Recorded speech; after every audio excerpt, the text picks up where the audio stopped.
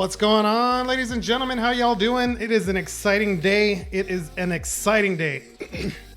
Kenzie's first in the stream today. Leading, I'm gonna have a leaderboard going for everybody that jumps in first. I think Boy's got 3, Super Ryu's got 2. Now Kenzie's on the board with 1. Watch out, the Architect coming in second place. I'm just kidding. How you guys doing? Y'all doing good? We got some news. We need to do some talking. Let me turn down the gain a little bit so you guys should be able to hear me a little better. How things the stream quality doing all right before we get started? What do y'all say?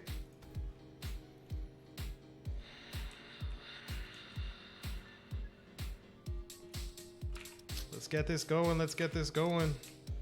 All right, so we need some watchers and we need some fishing. I'm gonna go fishing because I wanna be able to grind some dungeons real quick while we have this big discussion.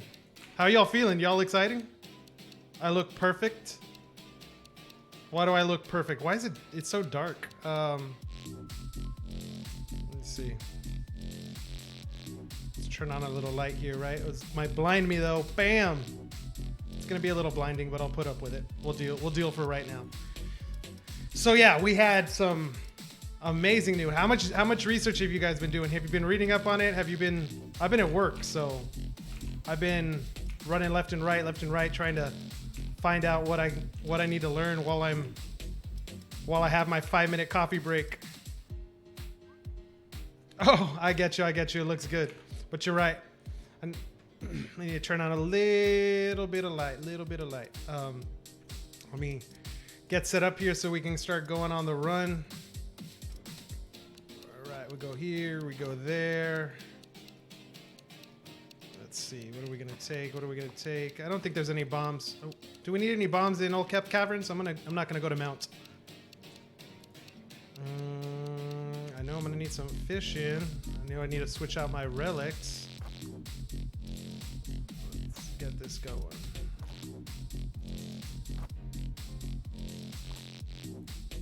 I like them in their particular order. Kenzie says he's happy about the Enjin bump, but you're a bit bummed.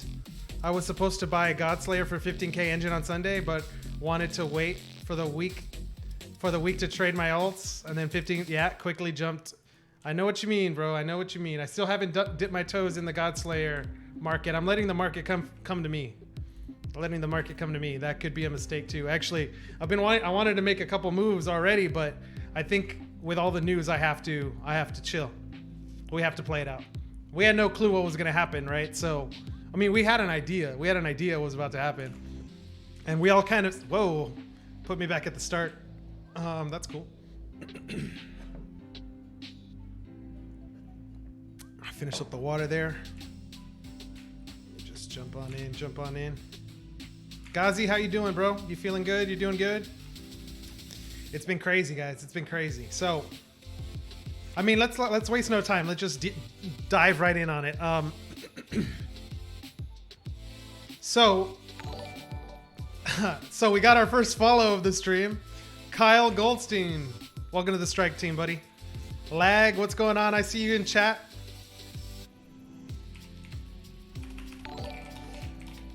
Come say hi in the stream, baby. Oh, that's your friend Kyle? I got you. Very cool. He subbed, not followed. Oh, you're right. He subbed. Thank you, my friend. Thank you for the sub. I completely missed that on the first one. Major shout out to you. Kyle Goldstein, thank you, my friend. Thank you very much.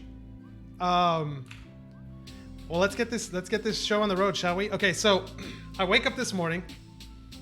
I immediately roll over and I do the first thing that all of you guys do too. I check what happened to crypto overnight. And here comes the breaking news, right? Enjin is officially launching JumpNet and gave some more details regarding Efinity. So look, at first thought, my first initial impression was that this was some type of partnership, some type of I didn't know, was Enjin buying another blockchain and rolling them up into the foil? Were they coming to like a partnership agreement? Were they like, those were my immediate first thoughts. But apparently, and I'm not 100% sure yet on the research that I found, but when I was trying to figure out like what exactly is JumpNet, it redirects you. All the links redirect you back to the Enjin page, and if you look at the like at the address bar, it falls underneath. I think it falls underneath the software page of Enjin, which means it sounds like it's going to be a software service that Enjin provides, the same way they provide the wallet, the same way they provide the tools for minting, the same way they provide all these other tools. So obviously, if this is the case, it's developed by Enjin, which means, you know, that's going to come into play a little bit later once we start to figure out what exactly it is. You know, according to some of the research that I was seeing, it looks like it's a separate chain that's going to be running with like the proof of authority protocol. So my first thoughts were to go learn about like what exactly is proof of authority, and pretty much what it looks like it can be. And it doesn't mean that this is how it's going to play out exactly with Enjin. Just general topics on what proof of authority is. In order to validate all the transactions on the blockchain, there's going to be a centralized authority, like or multiple centralized authorities. I'm not sure. People, trusted sources that are going to be validating these transactions, because the validation now is going to occur rather than with proof of work. It's going to go through proof of authority. That means it's easier for gamers or anyone using the JumpNet protocol to be able to transact significantly faster than Ethereum, than Bitcoin, than a lot of these other chains, right? Because of the protocol they're using. Now you have to remember, when it comes to like protocol choices and blockchain development, every single protocol is going to have its different trade-offs, right? So with JumpNet, if it is proof of authority, it sounds like what they're going to do is they're going to sacrifice on the decentralization of the network in order to provide more scaling, in order to solve more gamers' problems related to gas fees, right? What exactly that means is we need to get a lot more information. I can foresee from the information that was posted on websites and from what people were saying just generally about proof of authority, like an example of what it could look like would be Enjin has its central hub, where it is the main authority on whether or not all transactions within the JumpNet protocol are valid. Okay, so whenever there is a disagreement or a double spend or an issue relating to the network, the authority will be the one who resolves the conflict. And as they are the authority, no one can question their judgment. The same way, like if you're in the United States, the same way how the Supreme Court is the one that makes the final decisions for federal law. The same way, they're the centralized authority that makes that makes those decisions. Now, here's the problem. Here's the thing, not the problem. The idea of going a little more centralized is a method to solve the scaling, to get around the scaling issues, right? It comes with its own risks, but it's really no different than like other real world scenarios that we already abide by, right? When we're placing trust in like Microsoft to keep Xbox Live going, or PlayStation with the PSN, you know. So in terms of gaming, we see, I mean, in the real world, in the physical world, we see these types of like centralized platforms already, and gamers don't have a problem trusting it. Now, crypto enthusiasts may have an issue, because we're talking about, you know, the differences between centralization and decentralization, but there's obviously not a solution yet that has been created to solve Ethereum scaling problems. Because of that, this is the next best option. So if we're operating, we're assuming here that Enjin is the proof of stake I'm sorry. That Enjin is the main authority on what transactions are valid and what transactions are not. And we're operating inside the Enjin ecospace where you need Enjin token in order to mint NFTs. Then pretty much you're just doubling down on the faith that you put within Enjin. Again, a proof of authority. I mean, according to what they were saying from their testnet, the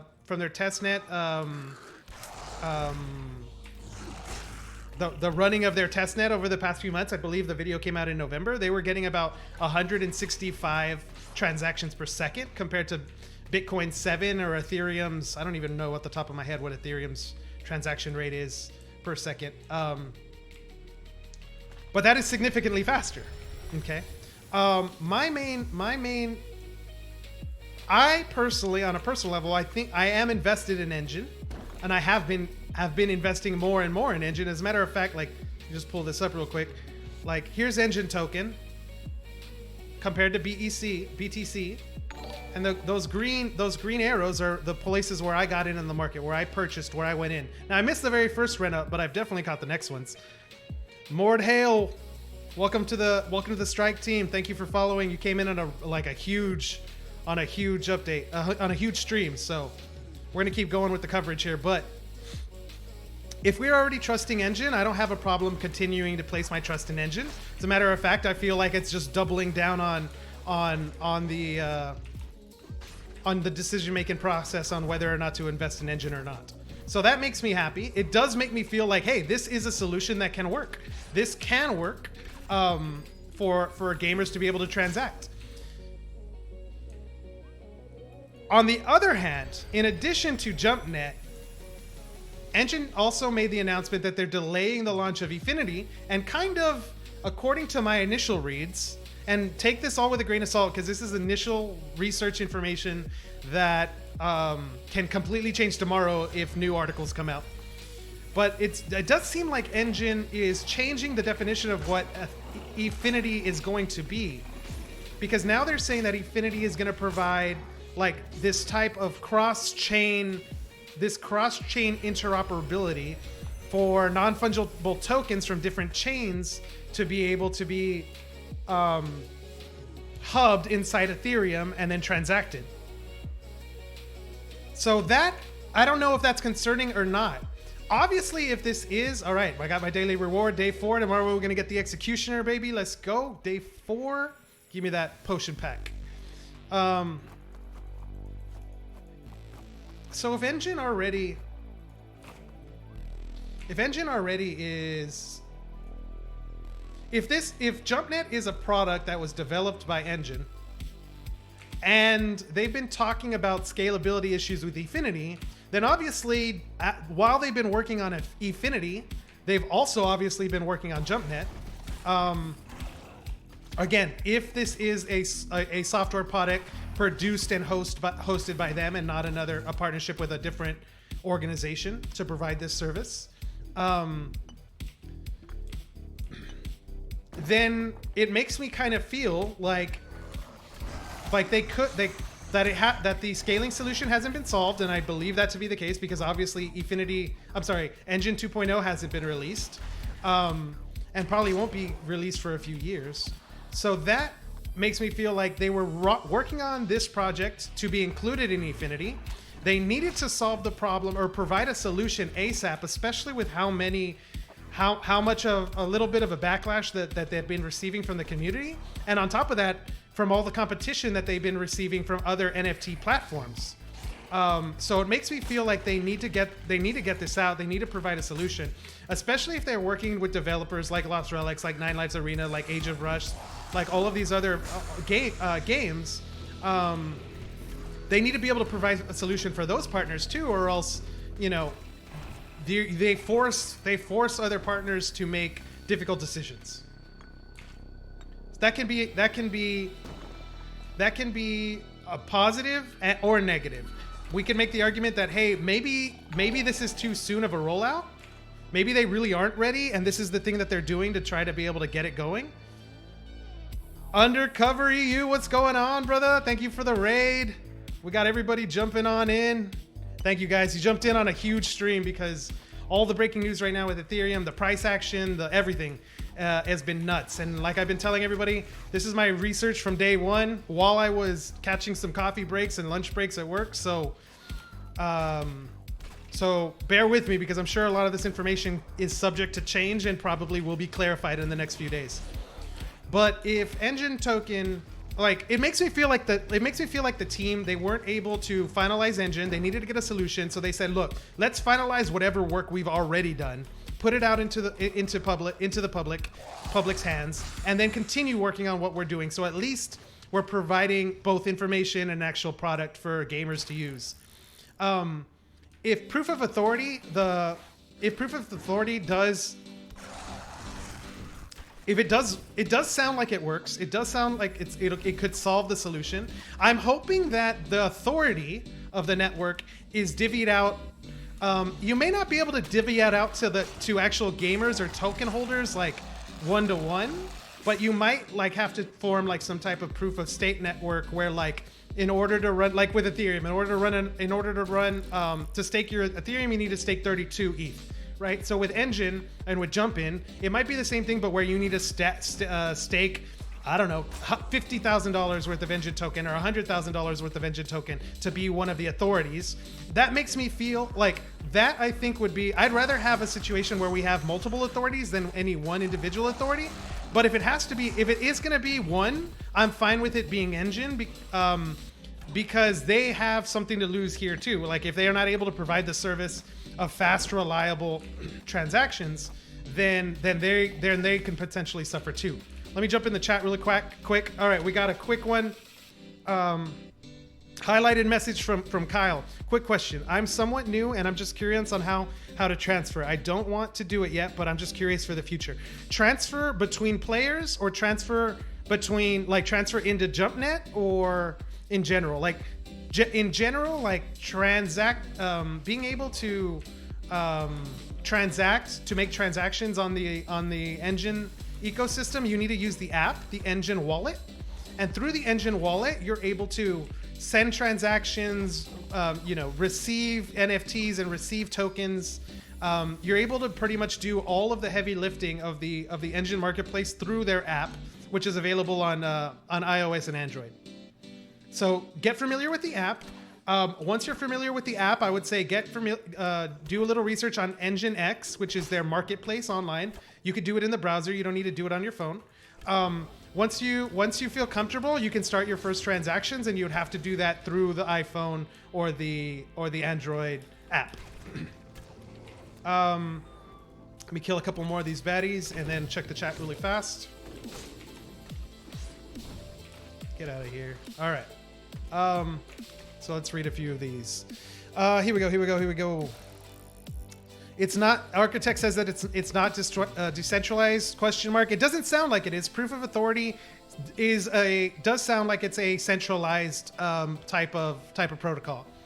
You've never heard of proof of authority? I posted a proof of authority YouTube video on the Telegram earlier. I think I might have posted it on the Discord. I'm not sure, but you can check that out.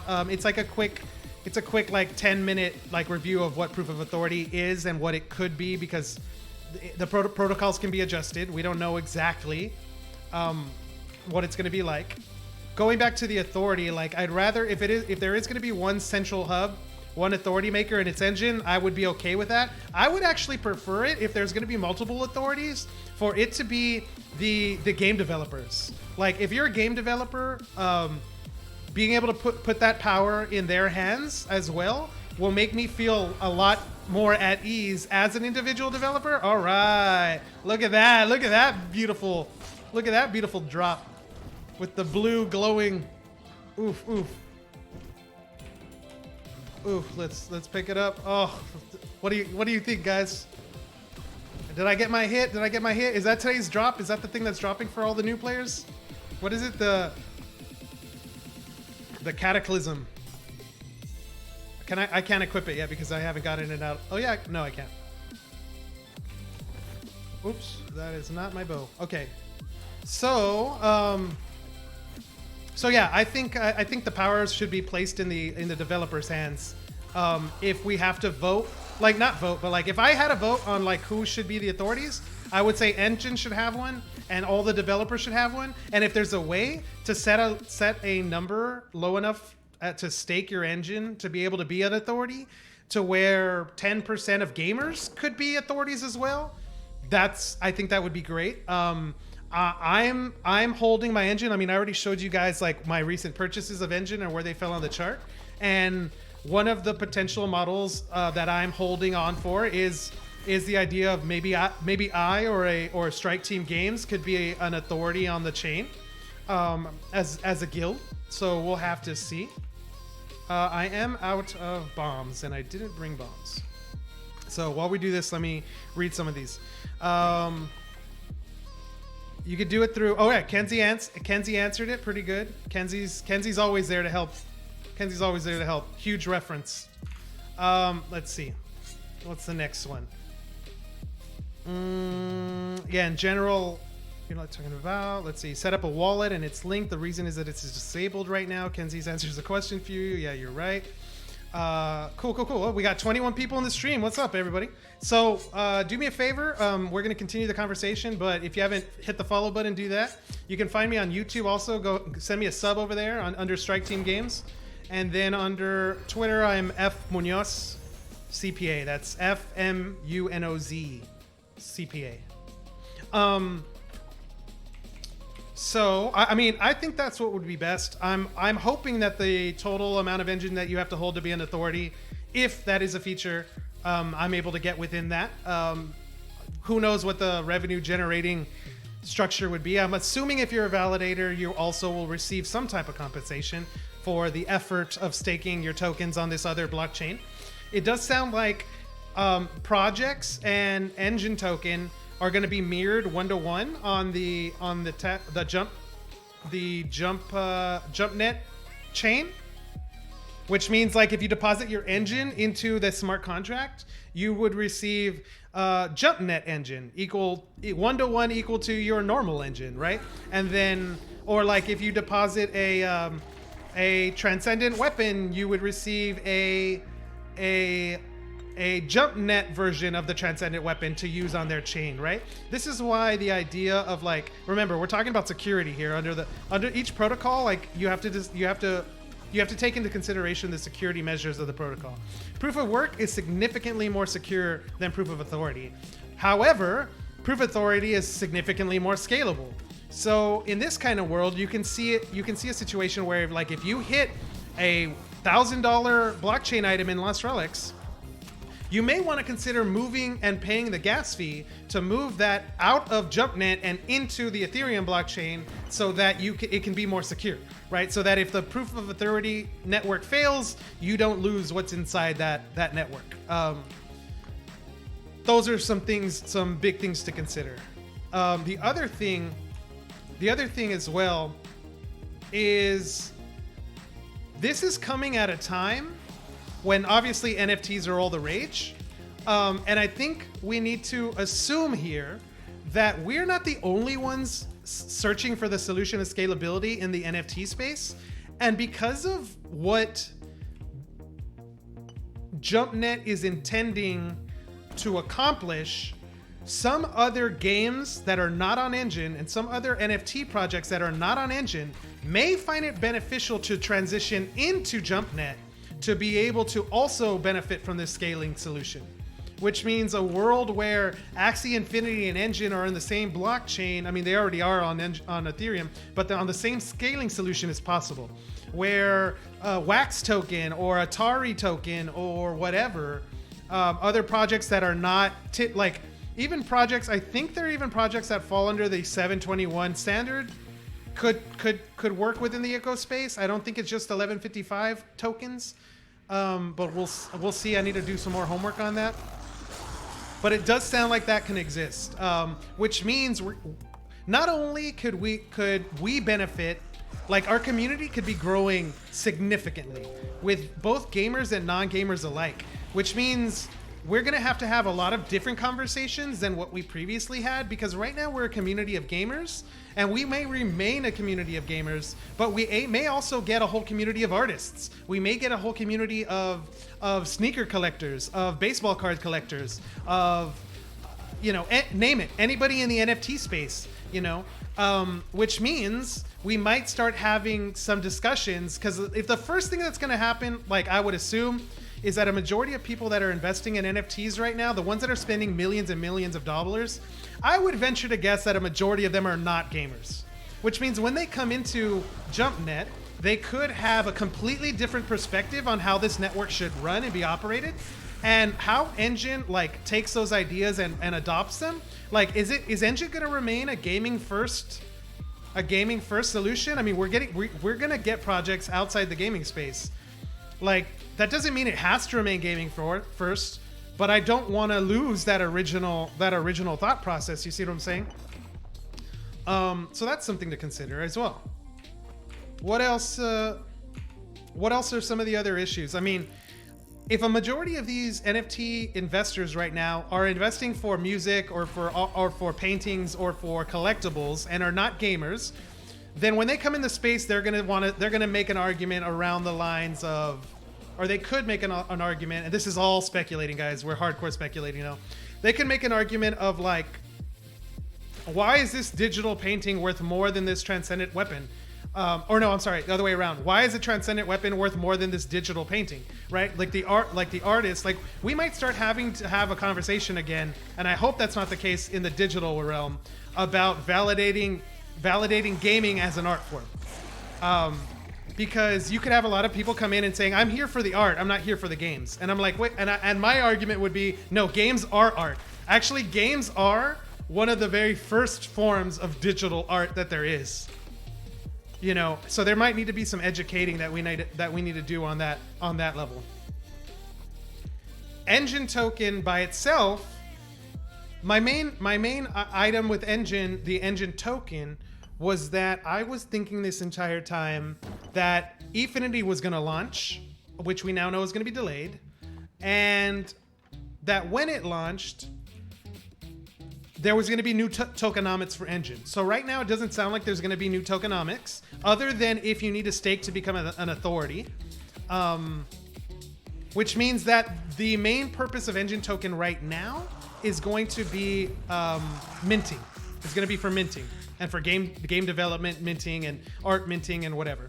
So the fundamental analysis on Enjin token, I think right now remains the same, except for like the use of it remains the same, except for the fact that we could have an exponential growth in the network size, in the amount of people transacting in Enjin or in the Enjin ecospace. I think this is extremely bullish for Lost Relics, but even more so, a lot of the new people that are going to come into the space that are not gamers are going to assume that this launch is going to also coordinate around the launch of Age of Rust, which I don't know much about. I've seen videos on, and I'm very interested in learning more. Since it's so close, since Age of Rust's launch is so close to the launch of JumpNet, they're gonna be in the same story. When Cointelegraph covers it, or when CoinDesk covers it, or when anybody covers it, they're gonna say, what's new in Enjin? The launch of JumpNet, the launch of Age of Rust.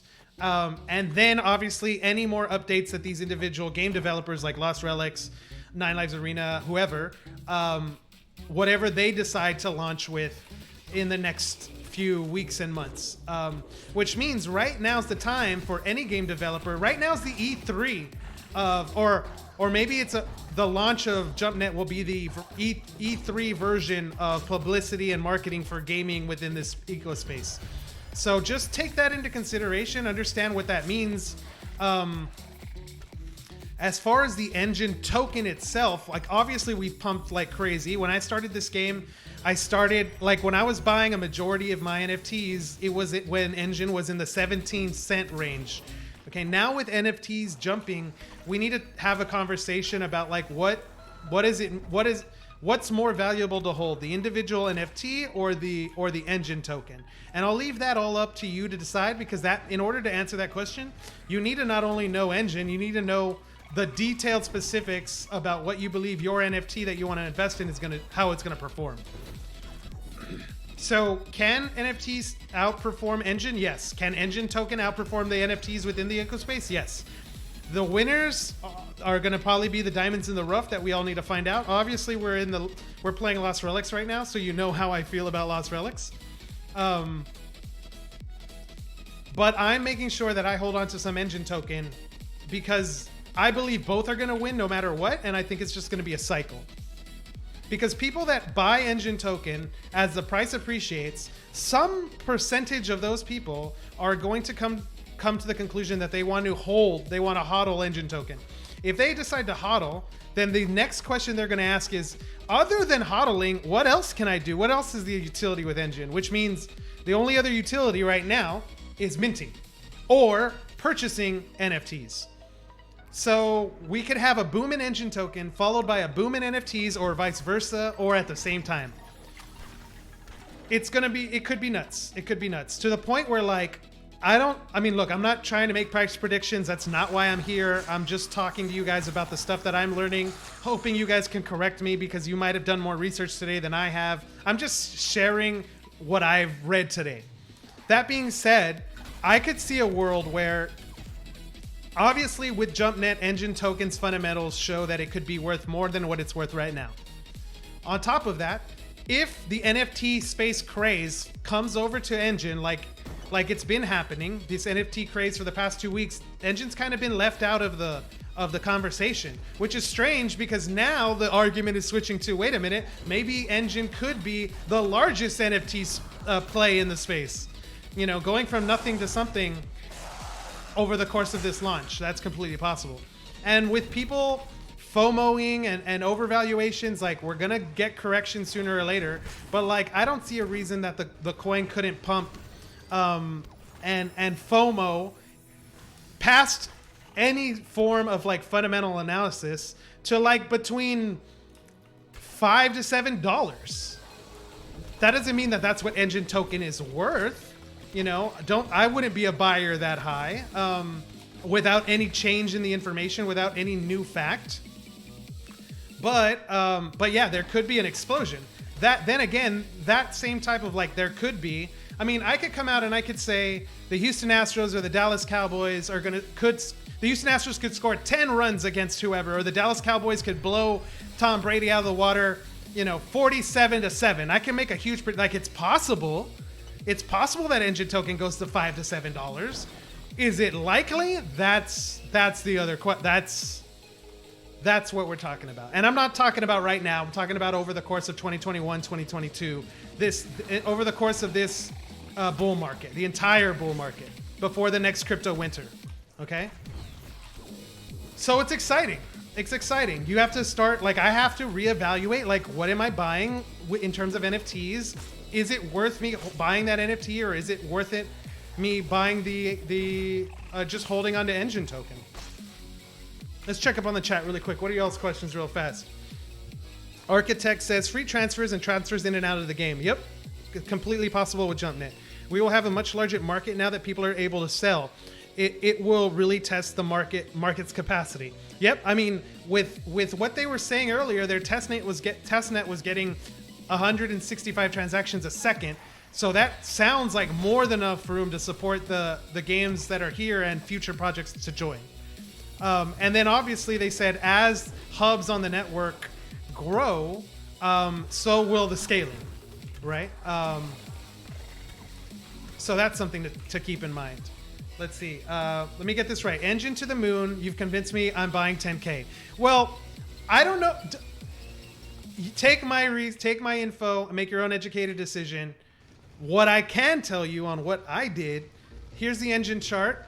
On the very first arrow, over here near the middle of the chart, that's where I purchased my 10K. And then I doubled down on these two arrows right before the explosion. And why did I double down on those arrows? Because of, I honestly did it because of the improvements that I saw with Lost Relics. and I said, I don't know what's going to happen with Enjin token, but I want to have the ability to be able to buy an NFT, to be able to buy a mythical or a transcendent or a legendary or whatever, without having to worry about like I have to buy more Enjin at a higher dollar value, you know? So that's why I did it. I'm obviously heavily invested in the space. You all can tell from my loadout. So take what I say with a grain of salt, and make your own educated decision. It's not likely it's coded. It's not likely it's coded. What do you mean by that? It's probably referring to something I just said, but since I'm going 100 miles an hour, you can see I get excited, I get pumped. I came out, look, I was talking with Shops for Life, with Ima, my girlfriend. When I first learned about Lost Relics, I went to her, you know, because we're planning like, you know, we're planning already going down the road, and we're talking about, you know, marriage, family, kids, you know, so we're talking about, you know, that level of like financial commitment, right? So I had a discussion with her in terms of like, hey, I think that these items within Lost Relics can be valued at X dollars, and right now they're below that. I want to buy and I want to invest. On top of that, I'm having a lot of fun with the game. So we've had these discussions on what an Archer ring is worth, what a War Pledge is worth, and she doesn't play the game, but she watches, she learns. Broke back Brad jumping in with the raid. Thank you, my friend. I'm glad you're able to jump on in. We've talked a lot so far about Efinity, about Enjin, about JumpNet. And we're just going to keep going. So I'm going to answer as many questions as I can based on what I learned today. So for you and all your viewers, do me a favor, hit that follow button, and shoot, go ask away. We'll start plugging away at some of these questions, and hopefully I can give some type of educated response. And if I can, I'll say that I can, and I'll let you know.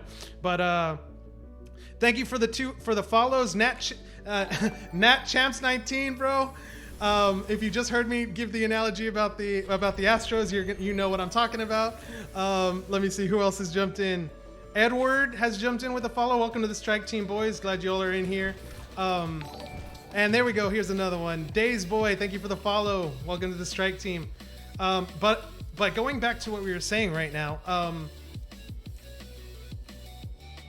we're gonna have to do some convincing to non-gamers. I mean, you would think that with video games being one of the largest media space, like larger than music and movies combined, you would assume you can't see the game. My bad. Let me fix that up. Here we go. I just mined a rock. Don't worry. We're good. Thank you for the heads up. Thank you for the heads up, Kenzie, and thank you for all the bings.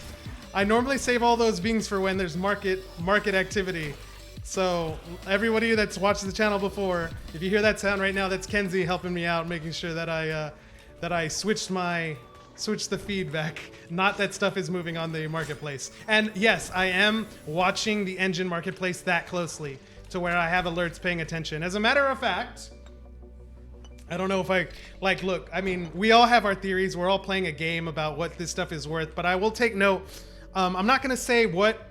So a transaction happened within the Ethereum ecospace within the past 72, maybe a little bit longer than that, hours. So a big player just jumped into space and bought their first Lost Relics item. And according to their wallet, you know, they had about 200K Enjin available to spend. So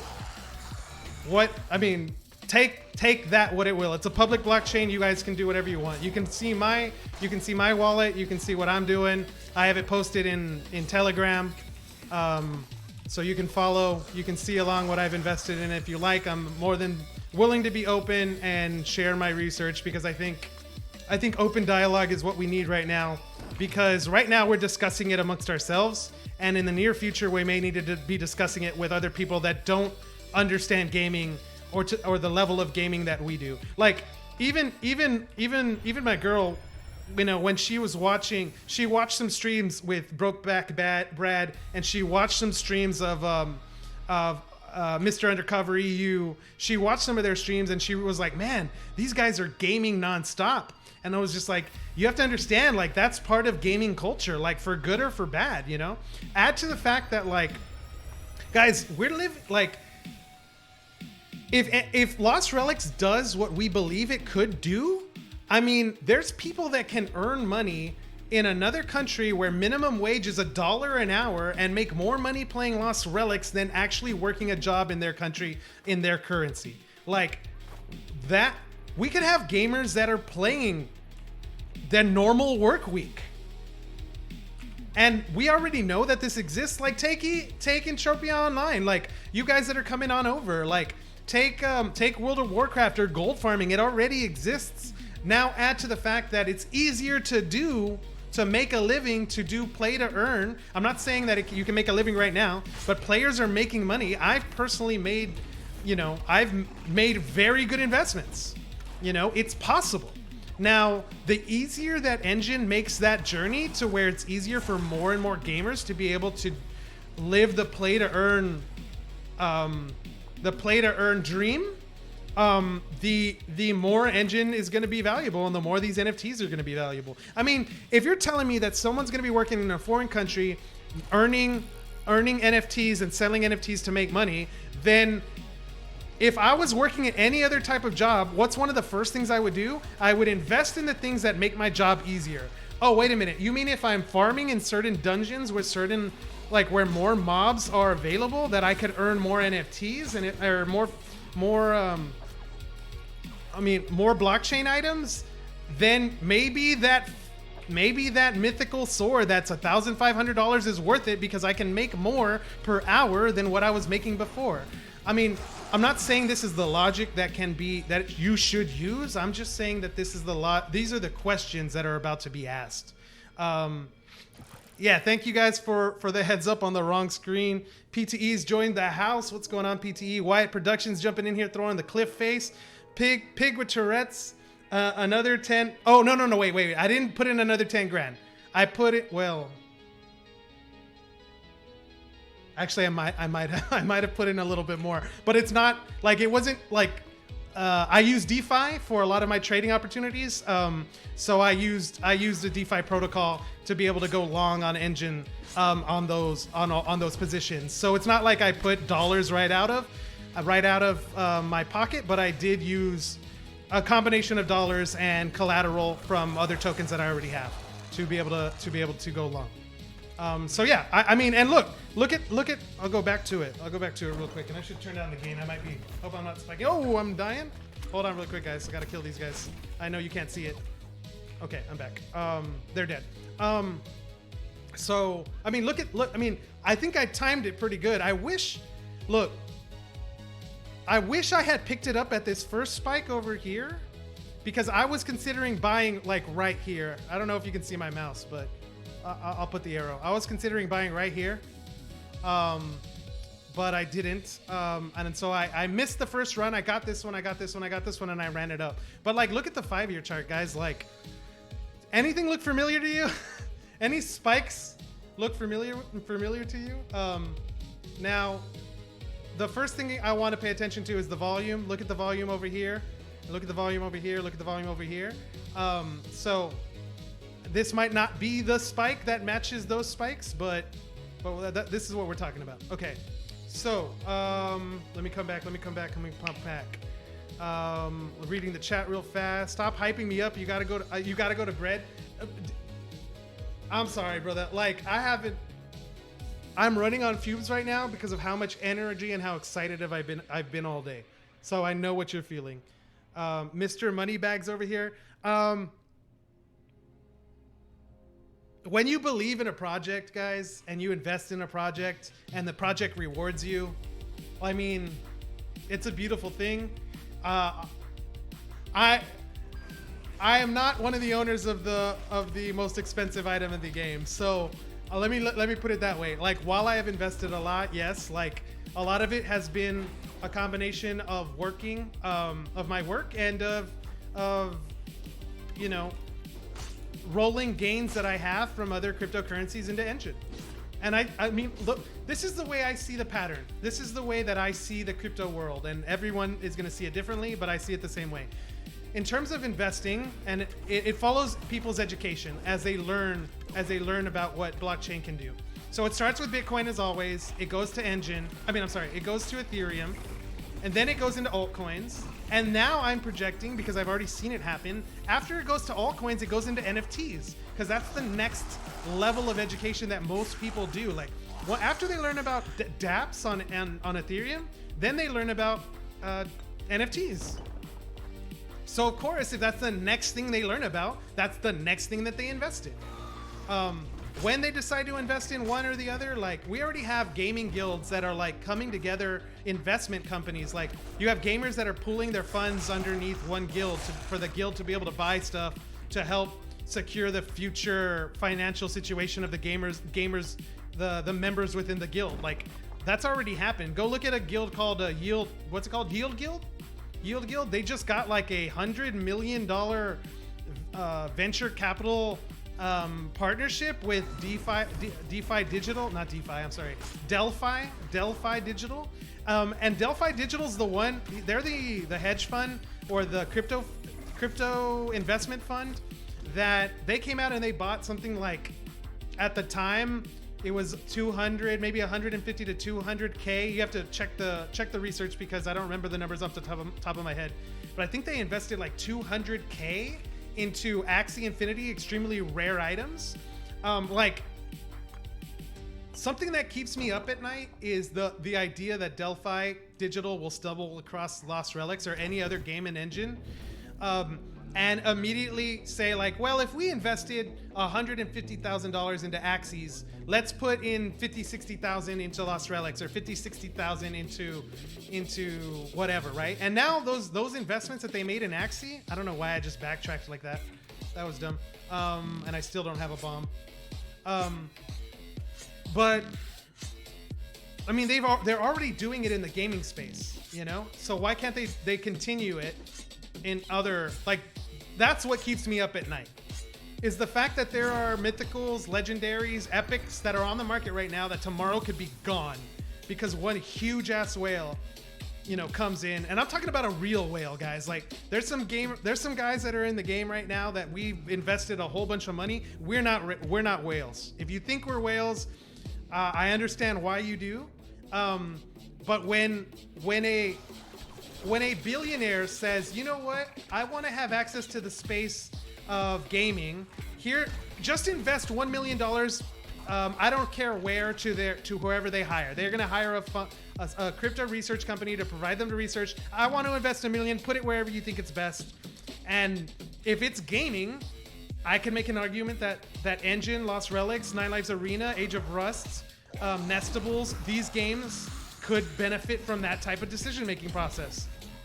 Because a majority of the people that are controlling these hedge funds, these crypto investment funds, they're not gamers. And the ones that are the smart ones that have already invested in the space. So what are they going to do? They're going to go find the best and smartest gamers, and they're going to try to hire them to go work at their hedge fund so that they can run the gaming NFT investment fund for them. Like, that's what keeps me up at night. That could be one day away. That could be 10 years away. Like, I have no clue. But that's what's on my mind. That's what I think about. That's what I feel. That's what makes me, every time I see an NFT on the market get posted, like, there's been 2 purchases in the past 2 weeks that I thought were absolute steals. Absolute steals. I don't want to like give away specifics because I don't want to influence people on what to buy or whatever. Make your own educated decisions. On top of that, I think I know the players that made the purchases, so I don't want to call people out or anything. But I saw some steals that went, and every time when I saw it go, I immediately had to check what's happening, what's going on. Is this the last one? Why am I'm just running around? I'm so excited, guys, that I'm just on autopilot playing the game. Well, which is most of the time when we're streaming. Let me check the chat because let me check up on you guys real quick. So let's see. Kenzie, how much is the God Slayer if the player base is 20,000? Good question. That's P2E's question to Kenzie. Kenzie, I would love to hear your answer. And also Striker asking, Striker, me too. Let's see what Kenzie says first. Oh, he already did. 20K is only a month away or so. Are you buying Lost Relic items at the minute? There seems to be a lot of new listings on the market. Am I buying? Okay. The first 10,000 that I put in, this first investment that I put in, let me pull it up. Where's my browser? This first investment that I put in here was a 10K investment. That investment went straight into NFTs within Lost Relics. So you can probably figure out the timing and figure out what my purchases were. Well, like whatever, I'll just tell you what they were. I purchased the Shapeshifter's Demise, the Transcendent, and I purchased a Dark Scourge, or was it a Reckoning? No, it was a Dark Scourge. I purchased both of those at that range. When I did that, I'm extremely happy with that call, even with Enjin going up, because I have my predictions on what's going to happen between Enjin and NFTs. And like I said, I got to be careful with some of the info that I share. I don't want players just assuming I'm right and doing whatever comes out. But I have my theories. Anyway, the player that sold me these items, like they're making bank too. I think everybody wins. I don't think there's a winner or loser in a lot of these transactions. It's just a matter of like your perspective on what did you gain and what did the other person gain. Like even when, and I say this about sports cards too, like when you make a trade with someone, like you make a trade and your card goes up $300 and the other person's cards only goes up 50. I'm like, just because the numbers were different doesn't mean that both players didn't win. It just depends, or both investors didn't win. It just depends on what their mindset and what their strategies were coming into that trade. Like I can trade away, like I could make, and this is crazy, but like if I was the owner of the Lakers and I traded LeBron James, everyone in for the rest of the world could say that was the stupidest thing I've ever done, blah, blah, blah, blah, blah.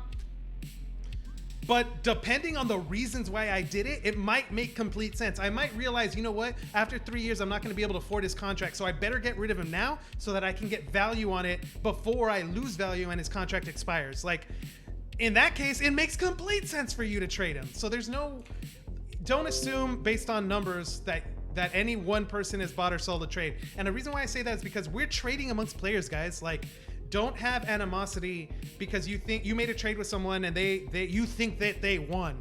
The question is, did you meet your goal when you made the trade, and let them figure out whether they did too, and you both can still win. Would I still have bought in if I had knew what was going to happen? I mean, I obviously assumed that Enjin was going to take off, and I still made the purchase anyway. So if that tells you something, that's where I'm at. So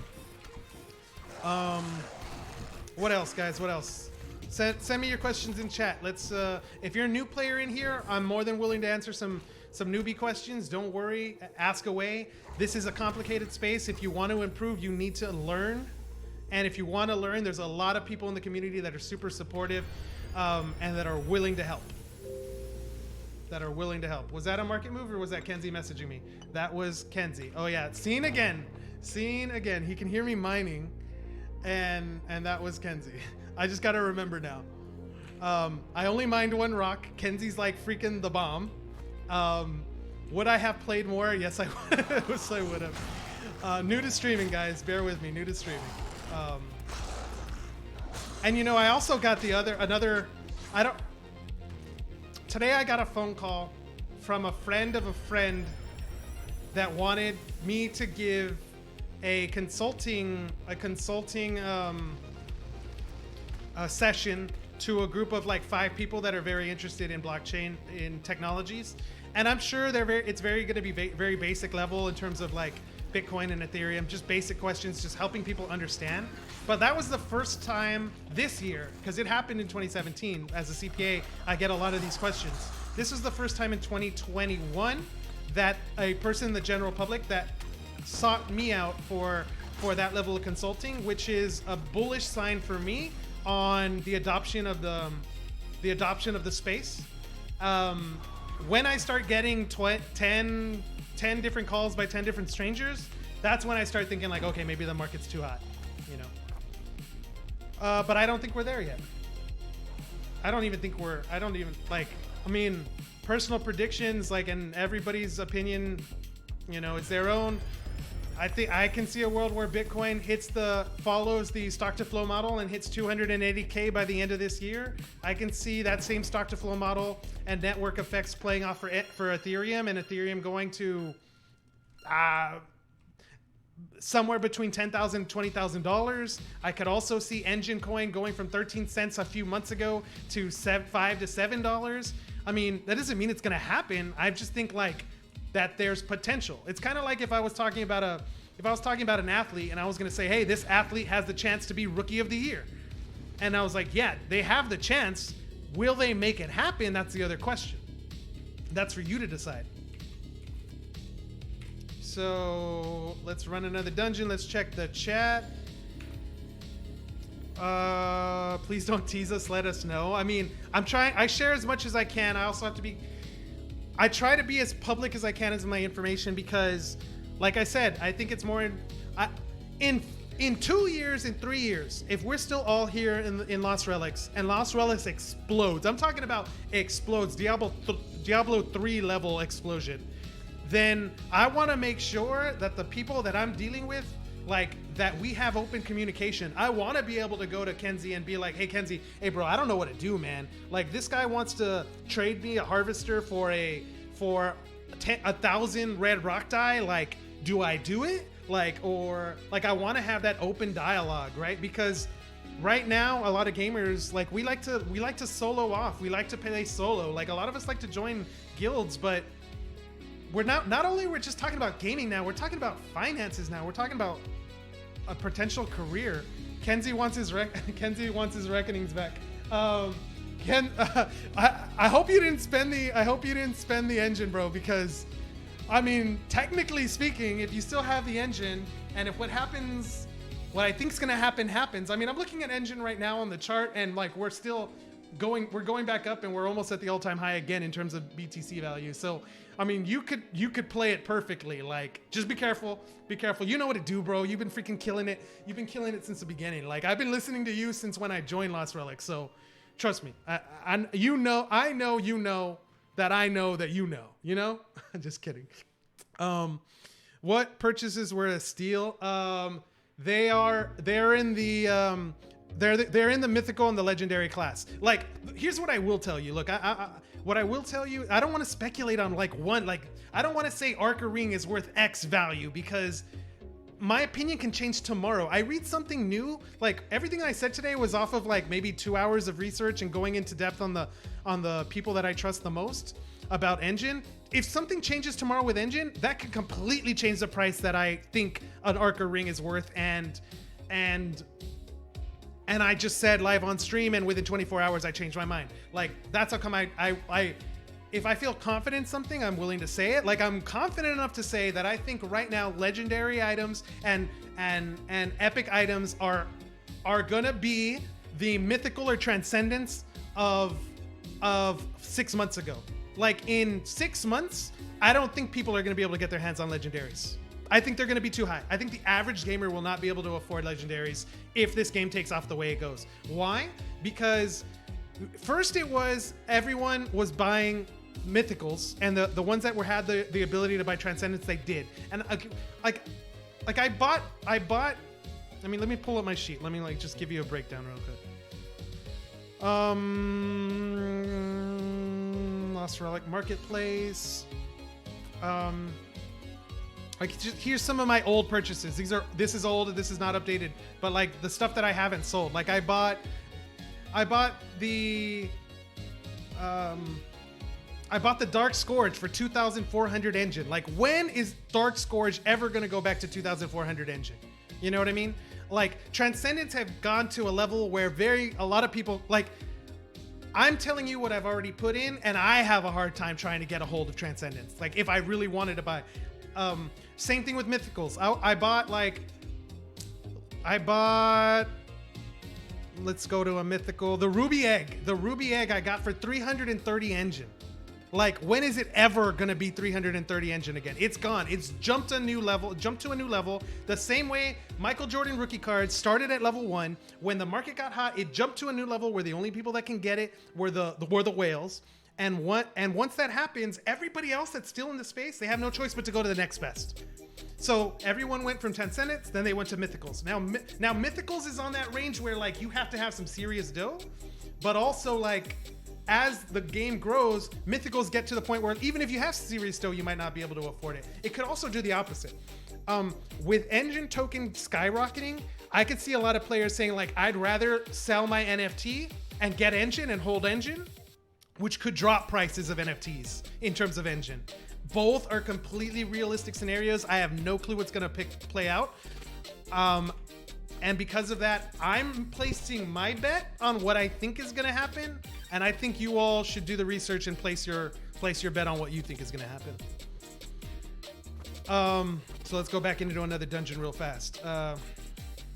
Jeez, guys, I'm freaking fired up. I don't even know, like, I'm gonna have to take a melatonin tonight, or I'm gonna have to take some type of sleeping pill, because I didn't get sleep the night before and I didn't get sleep the night before that. So I don't know how I'm gonna make it tomorrow, but we're gonna have to make it happen.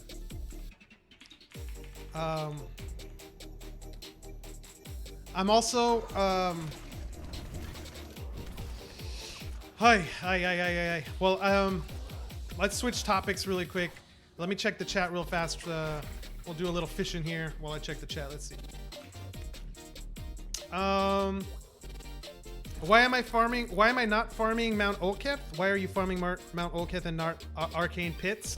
Because I prefer to, because I didn't want to run Arcane Pits because I knew that a lot of people were going to jump into the stream, and I wanted to do some of the more, the harder dungeons to accomplish. So there's a lot of new players that haven't even gone into some of these dungeons. So I wanted to be able to have people watch that. So if they're not interested in what I have to say, maybe they're interested in the content of me playing. You spent it, and Kenzie says he spent it. Ouch. Well, who knows? Like, maybe whatever. I mean, if you spent it on one of the other tokens that exploded, you know. I mean, I know you made a hell of a call with Swissborg, bro. You made a hell of a call with Swissborg. You were telling gamers left and right. I did the research after I heard you talking about it. I felt comfortable. I invested. I made some money. So I know you know. But you'd still 5x, so technically you won. Yeah, I mean, that's the thing. Like, you won. I know you know that I know you know. And Kenzie says that he's got it. Koro says that you need to know. Brokeback Brad says boom. Koro, I think he saw my purchases. I still need 5 items to build my legendary gear set. Are those 5 items all relics? Because again, like, if the normal crypto investor goes Bitcoin, Ethereum, altcoins, then the normal Lost Relic player goes weapons, relics, resources. So I'm right there with you. Let's see again. Let's see. Pig with Tourette's says, though surely the game growing, Cliff is going to need to keep minting new items, making them worthless overall. Otherwise, people will stop playing the game because there won't be an earn factor. So let me ask you the question.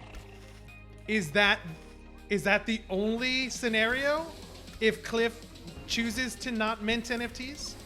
I think you're right. I think he is going to mint NFTs, and I think what he's going to do is he's going to mint based on the player population, which means as long as he keeps everything within the same ratios that he already has, then he can keep value the same across different classes, rarity classes. But also, now with the implementation of the bounty system, and with the way that the pendants sell on the marketplace, and with future events, I can see a world where he doesn't mint NFTs. And that skyrocket, like, you can play the game for free and have a blast playing for free, hitting legendary and epic virtual items.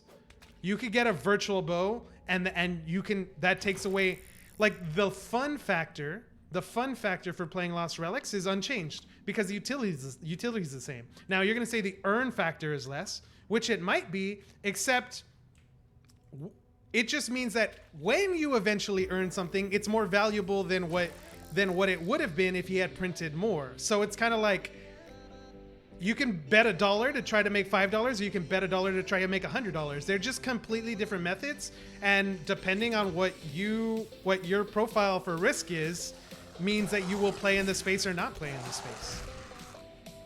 So I could see a world where he doesn't mint any more NFTs. I don't think that that's the most realistic world, but I could see that happening.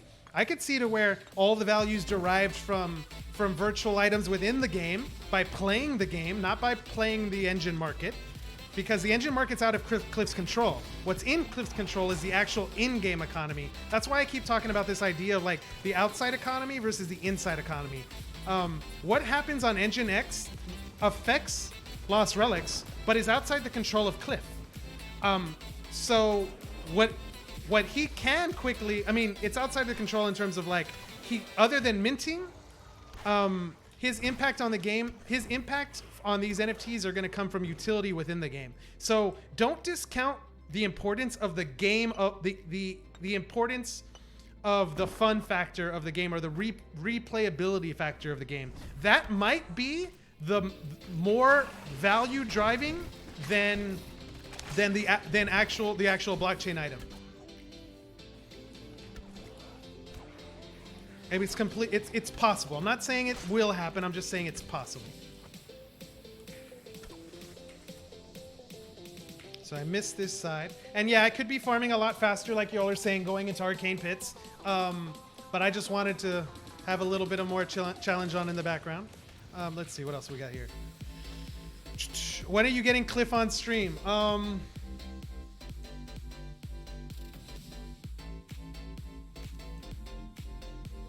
I choose not to answer that question at this time. That is not a yet. That is not that I. I'm working my magic, boys. I'm working my magic, and I'm not just thinking about stuff like a stream. Let me put it that way. Yeah, that was a long pause. I'm working on a lot of stuff, bro. Like, look, I'm honestly convinced that and this is on a personal level, like I really am convinced that my job's going away in the next 5 to 15 years. I don't see a reason for accountants anymore. Once blockchain successfully gets mass adoption, because the same services that I provide in accounting and as a certified public accountant, the blockchain can do through a smart contract without any human interference. So when I say things like I'm planning for my future career, I'm literally planning for it in all the ramifications that comes with. That doesn't mean like I'm not leaving my job as a CPA. As a matter of fact, I expect to be doing a lot more work within the field for a bit of time, but that doesn't mean that I don't see the writing on the wall. So, and I'm not the only accountant that feels this way. Just like most lawyers that are in the crypto space are starting to understand this too. Like, you know, I'm sure there will be a transition phase. I'd rather jump in now and experiment, and be one of the early adopters than do that. So you're smart to be realistic. I mean, I have to plan for it, bro. I mean, I think we all kind of do. I think the world is going through like such dramatic changes with the combination of COVID, the printing of money, blockchain technology, AI, that, I mean, I don't know. Are my kids gonna live in a world where human beings don't go to work anymore? And if that is the world that they live in, like what are human beings going to do in that world? And the one thing I keep coming back to is the one thing that humans do best: create. And in terms of creation, art. So like I told my brother this the other day, and I know some people don't agree with it, but whatevs. Like it's my current philosophy on how I see the world, but like I honestly believe we're going to have another artistic renaissance because of what blockchain technology provides. When like most people's purpose in life is to go to work to provide for their family. What happens when going to work is taken away?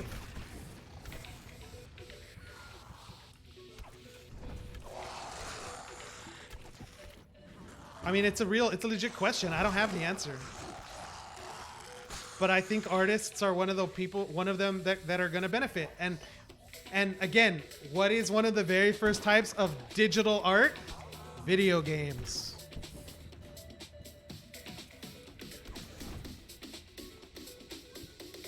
And anyone that kind of doesn't understand that, I think they're going to be exposed to it more and more and more and more. We're going to see within the next 5 to 10 years a Wall Street Journal article that says crypto gamer guild or organization or company or whatever is larger than a company within the S&P 500. I mean, hell, that might already exist. Larger than most companies in the S&P 500. So that's where you're at. That's where I'm at. Unlike cab drivers who think that they can fight Uber from self-driving cars. Exactly. Nat Champs comes in and he says, that's why I went away from accounting and you do cybersecurity auditing. So Nat, yes, brother. Yes, you're it. So I've already been thinking, assuming that my industry is not going to disappear like that overnight. It's going to transition. And the transition is literally cybersecurity and blockchain auditing. That's exactly what it is. Now, I deal more in the realm of tax. So that's my area of expertise. I don't typically handle any audits. But yes, I mean, I see that space exploding.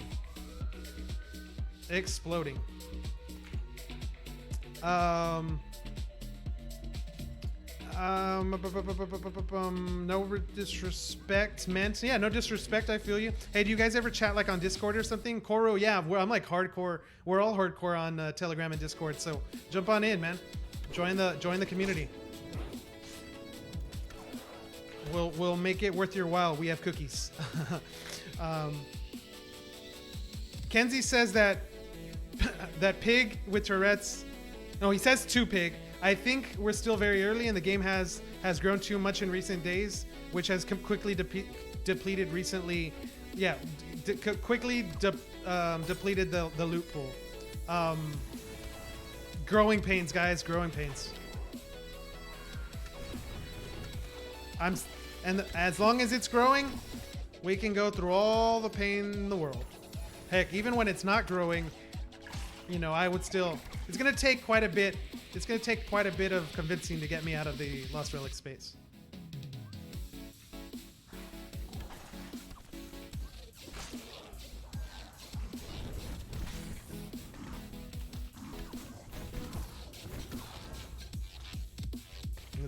Let's see.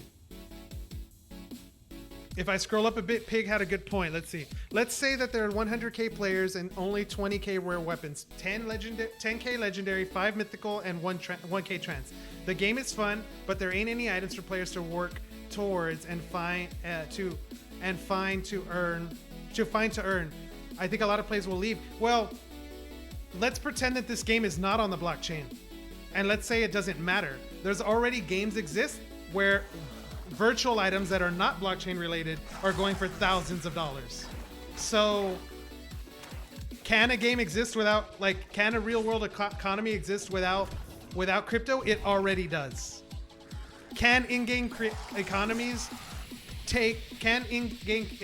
be taken to the next level of financial viability with blockchain technology? The answer is yes. So that's how I would respond to your question. If gamers can make money, I don't think it's going to matter if it's blockchain or not. Obviously, blockchain is the ace up our sleeve. It's the thing that separates us from Diablo 2 or EVE Online or EU or World of Warcraft. So when you have the ace up your sleeve, you don't use it. You don't use it until you need it. You know what I mean? The first original use was to provide a proof of concept. That's why we're in early access. Cliff is providing a proof of concept that this play to earn model can work. What happens after that? Who knows? Because, like, look, if blockchain items are so rare and the player base is so huge, we still have features like turning in blockchain items. Like, it's still possible. Like, blockchain items are going to continue to circulate. Without fees, they're going to circulate even more. What if we live in a world where you don't own the NFT, but every day you can pay like you can rent the NFT. And you're gonna say like, well, why rent it if I can't get any more NFTs? And I would say, well, why do people pay real world money for non-blockchain items? If there's a will, there's a way. Obviously, blockchain is the solution for all of it, but that doesn't mean that it is a requirement. Delph Traps, what's going on, brother? Thanks for jumping on in on the stream. Glad you guys are here. How long have we been streaming? We've been doing an hour and 15. I'm gonna go a little bit more for sure. Throw in your questions, guys. Keep them coming. Keep them coming. I want to do a couple more runs. I definitely need to get dinner because damn, I'm starving. I literally went from work into those consulting meetings, and then from there to here with you guys. So yeah.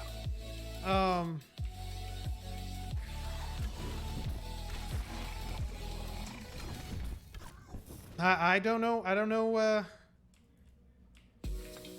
what much more to add right there. Kenzie, great stream. Thank you, my friend. Get some rest, Kenzie. Rest up. Set your alarms in case Enjin explodes, or any Ethereum or Bitcoin or whatever explodes.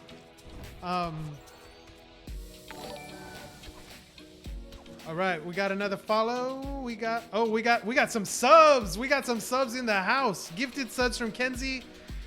Check out this guy. This guy is amazing. Kenzie is the bomb. I love him to death. We got White Productions with the gifted sub from Kenzie. Kenzie gifted one to Diablo Hell, to Curry Till Die, from Koro, from whoa. We got a whole bunch from Shalakabold. I'm not sure if that's how you pronounce it. Yeah, guys, we're one step away. We're one step away from. Love you too, Kenzie. Get some rest, brother. Be safe. And when you're ready to sell the Godslayer, let me know. No, I'm just kidding.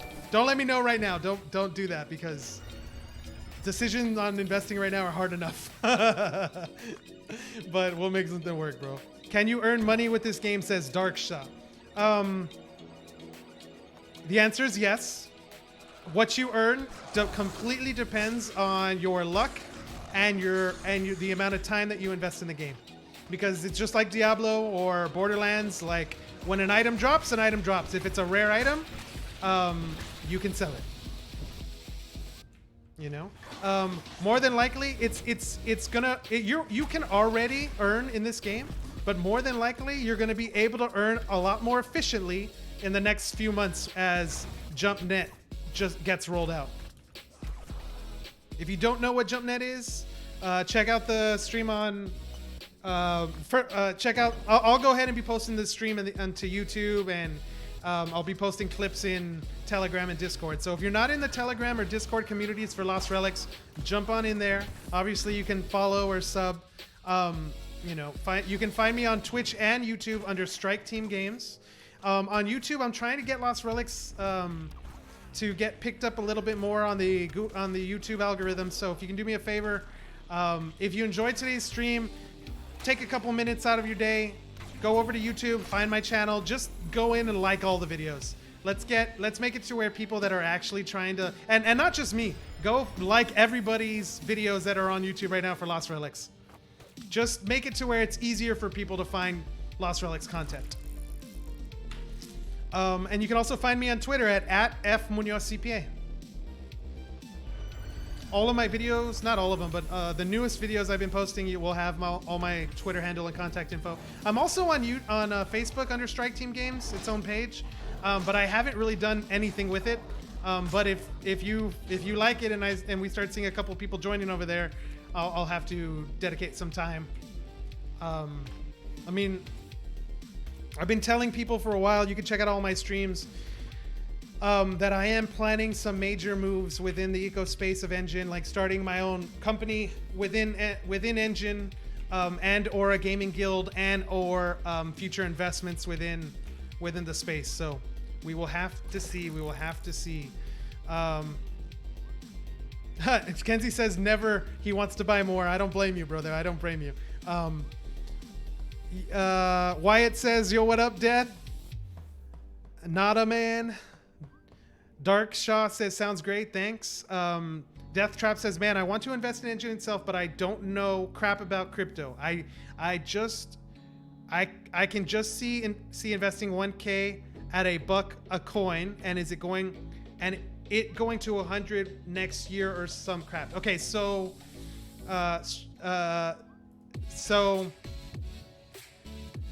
you look. I tell a lot of new investors, like a lot of new clients that come in my door and asking about like, what do I buy? What do I do? I always tell everyone first, the first thing you should invest in is knowledge. Invest your time first to learn everything that you can. If you want to just learn about Lost Relics, if that wants to be your speciality, then just watch Lost Relics content and play the game left and right. If you want to invest in cryptocurrencies, invest your time into learning. Like obviously, and I'll repeat the cycle, this is what most investors and this is what the normal education path for most investors in crypto is. Am I gonna go all the way back? Yeah, let's go all the way back. First they start with Bitcoin, then they go to Ethereum, then they go to their favorite altcoins, which is their special little projects, and then they go to NFTs. We just had the run up in Bitcoin and Ethereum and alts, and then all of them pulled back, and when all of them pulled back, NFTs exploded. So, and now that NFTs are exploding, that Enjin's exploding, I'm expecting Bitcoin and Ethereum to follow and take the lead back again. That doesn't mean that Enjin has to go up or down. It just means that like they'll be gaining at a faster rates than Bitcoin and than Enjin. Yeah, I mean, I think it's safe to say investing in knowledge and learning about Bitcoin and Ethereum is a must. And then if you find a special project that's near and dear to your heart, if you want to support it with your hard-earned cash, do the homework and feel free to invest. It's risky. You can lose everything. You can make a good amount of money as well. The winners in the space are going to be the people that are the most educated. Like the reason why I do so much homework is because if tomorrow Enjin makes an announcement that in my opinion changes the entire game, I might sell all of my Ethereum and buy NFT tokens within Lost Relics. Like, I'm not saying that's going to happen because that would be dramatic if something like that happened, but my point is that I want to be informed, so when I see that someone posts a mythical, I should have a gut feeling already like that's underpriced or that's overpriced. You know, the reason why I have why I feel like I can make some of these educated decisions because I've been playing the game so long and watching the market, right? The more time you do that, the more educated you're going to feel and comfortable you feel with the decisions that you make. The Blood Extinction responding to the in-game chat, I love the way the Blood Extinction, like I love the look. I love how it trails the red mist. And then I like how whenever you get the 15% bonus damage, it does that little firework explosion like a Grunt Holiday from Halo. I love that a lot. PTE says that the Godslayer is coming in. What did he say? Let's see. Striker's getting my Godslayer.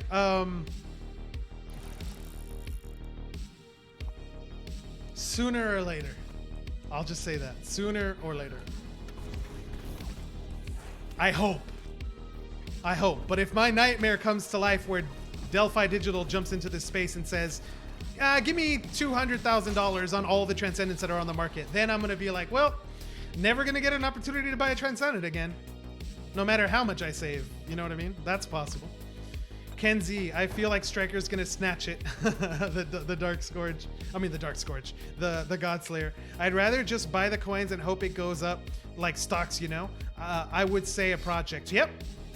That is perfectly fine. The first thing I would say is that I don't see a realistic scenario for Enjin to go to $100, because if it went to $100, that would mean it's bigger than I mean, that means it's bigger than Ethereum. No, or maybe very close to the size of Ethereum. So I don't see that happening. I mean, unless Ethereum goes to like Bitcoin's price, I guess that's possible. But I think it's realistic that I think Enjin could be valued I don't know, somewhere between $1 to $4. And I think if things get crazy and people FOMO and take the price ridiculously high, a $7 Enjin token, I might have said Enjin, Ethereum earlier, I meant Enjin. I think a $7 Enjin token, it sounds ridiculous, but I think it's possible. Just like I think it's possible that the Houston Astros could win the 2021 World Series. Would I bet all my money on it? Maybe not. Would I place a bet that I think the Astros will be in the playoffs and make a top 6 finish? Yeah. Yeah, I'm comfortable with that bet. I'll put a few percentage of dollars into that type of bet.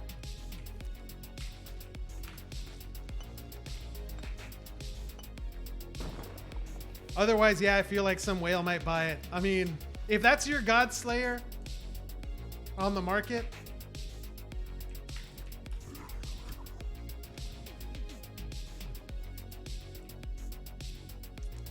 I have some ideas, but none of them make sense to me yet for right now for me making a purchase. I think I have a little strategy, and I'm gonna give it probably, what am I gonna give it? Probably on the safe end till August, on the short end, on the long end till August, on the short end 4 weeks, 3 weeks before I make another major NFT purchase. I mean, I might buy a legendary or an epic here or there if I think it's like worth it, you know, a smaller purchase. But if I was gonna jump into another transcendent right now, I just bought 2 transcendents. I have to wait. So also, we might have a fundamental difference on what we believe the God Slayer is worth. We might. No, I'm sorry. Scratch that. I don't mean what it's worth. What I meant was we might have a fundamental difference on what I'm willing to pay based on what I think it's worth. We might think it's worth the same thing, but obviously you don't want to pay full value for something if you always want to be able to get the best deal that you can, right? So we'll see.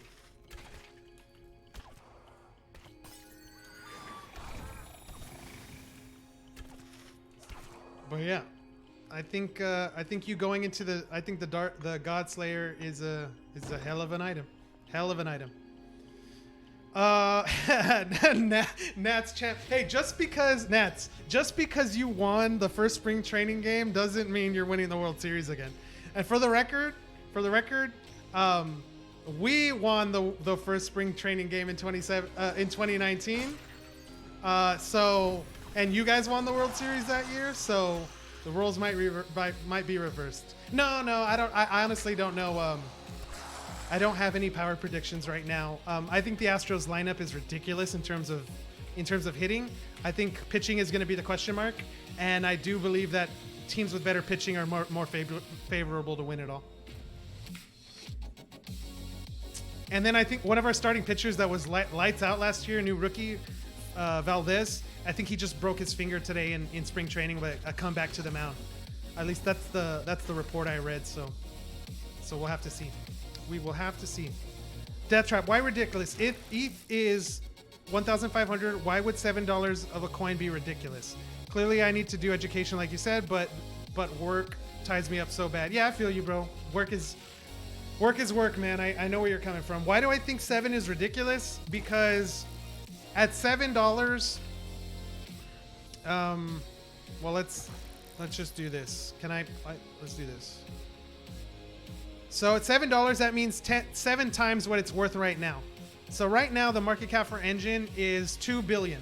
So I'm sorry, right here, $1 billion. So 7 times that would be $7 billion for a cryptocurrency. So if it's $7 billion, that means that Enjin token is going to be larger than Uniswap, or larger than I could see it being larger than Doge, but I don't see it being larger than Aave. I don't see it being larger than, definitely not larger than USDC. I don't think Enjin token can compete yet against Chainlink. But if you're saying that it's going to be $7, then you're saying that it's better than all of these, or that it's more valuable than all of these, than Bitcoin. It's a competitor to Bitcoin Cash.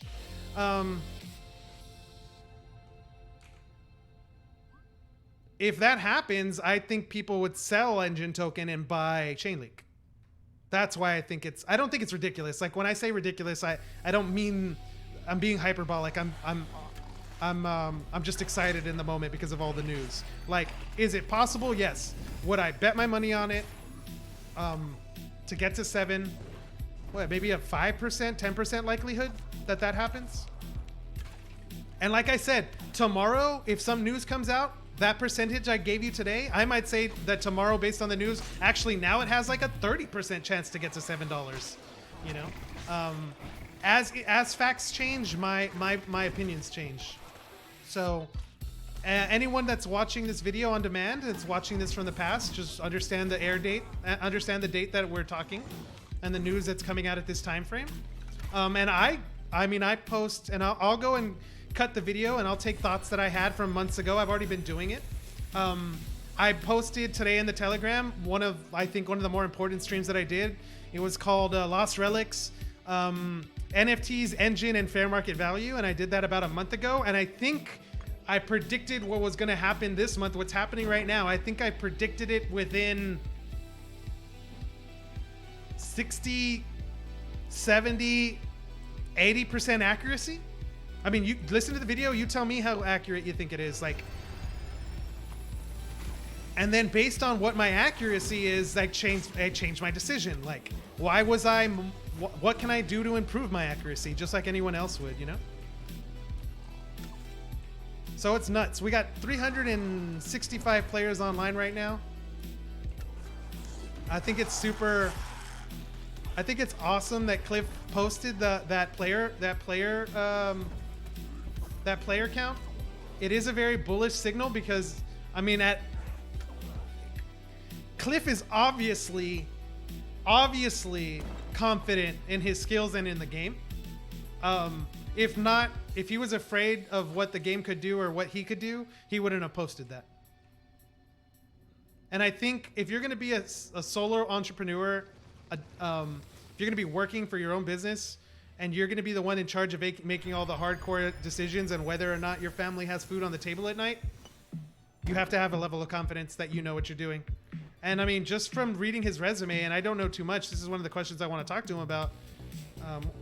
I don't know how much they cost because I haven't gone to the marketplace, to the Royal Emporium, so I'll go check that out right now. I think the trout are going for like 25 gold. Like, I mean, look, if you're playing the game right now, you do that. Let's do this. Look, I can't see any of the prices right now, but this is the type of research I do because I'm looking at the in-game and outside economy. I'm gonna read you gold prices. If you're in the Royal Emporium or you can see what the values are, you tell me how close I am. I would assume raw brown trout is going for 25, 26 gold. Grunt meat is probably going for like 13 gold. Bowex, I don't even know how to pronounce it, is going for like 6 gold. The quartz is going for like, I don't know this one. This one's tough. 10, 12 gold. Copper ore is going for, I don't know, 15 gold. Like, I don't have confidence in those two. The lofty health potion is going for 350 gold. And the lofty energy potion is going for 40 gold. And the teleport scroll's going for 900 gold. How close did I come? Did I come close enough to where... Oh, shoot. I'm sorry. You can't see my screen. Kenzie, where are you at when I need you? All I did was just like pull this up. I can't see this on my screen. See how the market prices don't pop up? It's because I haven't gone to the Royal Emporium. Since this is the first time I logged in for the day, it pulls the information from there. So I need to go walk in to get the prices. So just go real quick. Brown trout 25, 13 for raw meat, 6 for Bowex, 10 for the quartz, lofty 400, and energy potion 40. Teleport scroll 900. How close did I come? Let's see. I'm reading the chat. Raw brown fish, 24. I said 26. The quartz, 9. I said 10. Lofty health, I said 300. I said 450, I think, and it's 300. And the energy potion, I said 40, and it's 45. It's like, the point I'm trying to make here is that you can play the game however you like. Okay, this is my economics is my area of expertise, and I nerd out. I nerd out on the in-game economy versus I was the guy that was reading the research papers on like how EVE Online, how the value of EVE Online ships are calculated. Like whenever there was a major battle, how do you estimate out what the player's amount of worth that was lost? Like, how do you, I was reading those articles. I was reading the article on like how the Diablo 3 marketplace was going to change gaming. I'm just a nerd, guys. So yeah. So yeah, when I say that I want to know the information, if I can read you these prices and I can come generally close, then what happens when a war pledge hits the market? How close do you think I can be to what I think it's really worth? And then whether or not, hey, that's too cheap, buy it now, from my perspective. Ooh, that Enjin token. Enjin token's going up. Let's see, where's Enjin token right now in terms of dollar value? What's Enjin token going for right now? In terms of dollar value, Enjin token.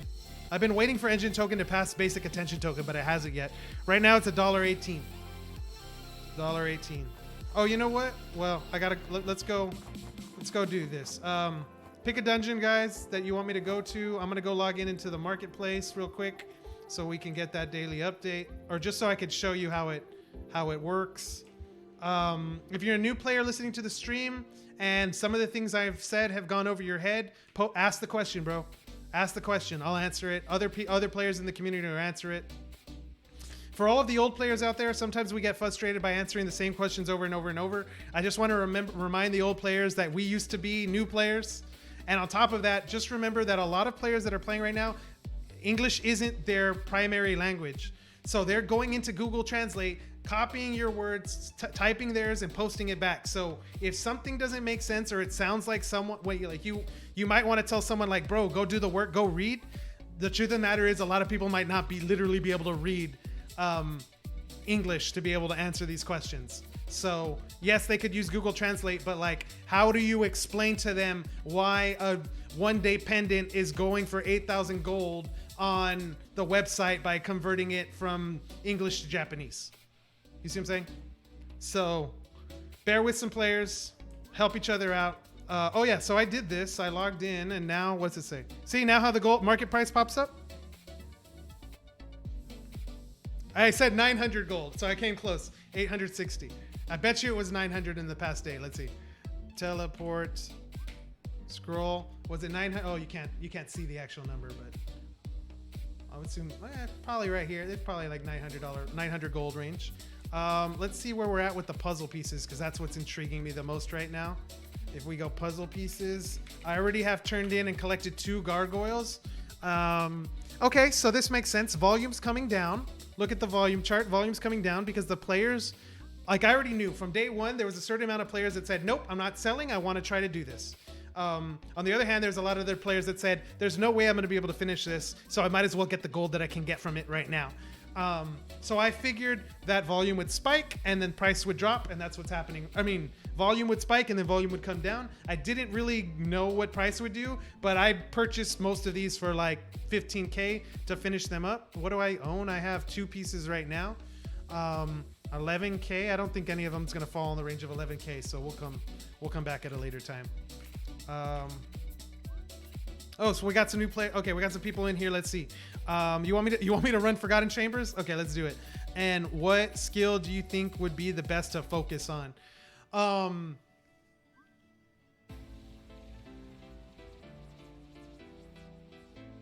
I don't know, man. It's so hard. It's so hard because the game's changing so often.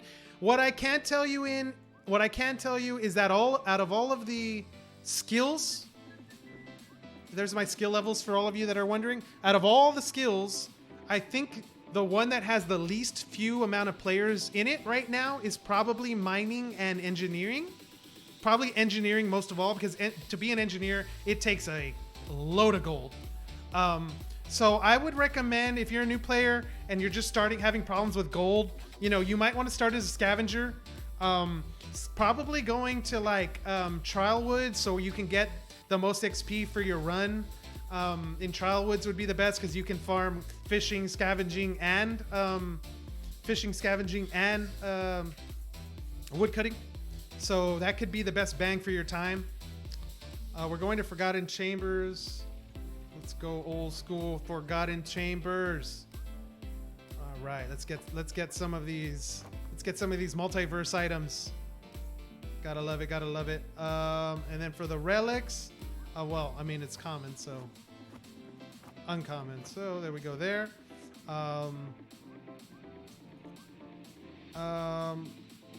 I can't take in the mythical pickaxe, right? Even though it's not a stone, even though it's not a weapon. I don't know if you need a bomb for Forgotten Chambers. That's how long it's been since I've gone to it. So let's take a couple bombs just in case. And I always take the potions and a teleport scroll because if by some God, if God blesses me by giving me a drop, I want to guarantee that I get out of that dungeon alive. And plus, I mean, I could be on stream, guys, and I could hit a Transcendent, and I could not be paying attention for 90% of that run and have absolutely no health, and at the very end, hit a Transcendent and not have a way to get out because I wasn't paying attention. So that's where we're at. Forgotten Chambers. On your mark, get set, go. Timed it with the music too. Let's go.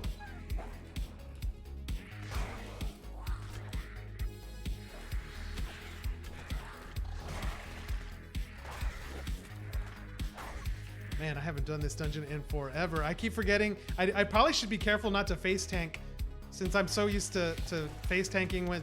Oh, look at that. Look at that animation. Gotta love the multiverse items. The axe actually seems to have a slower animation than what I remember feeling with some of the other ones. All right, number 1 in the books. There's some green rock dye. Let's go. Oh, that was a misclick.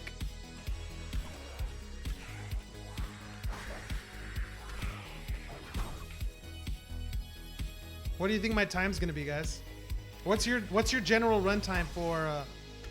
What's your general runtime? I guess I should. Oh, I forgot. I don't have energy regen. I mean, I have energy regen. I'm sorry. I just don't have like an item to regen like on command.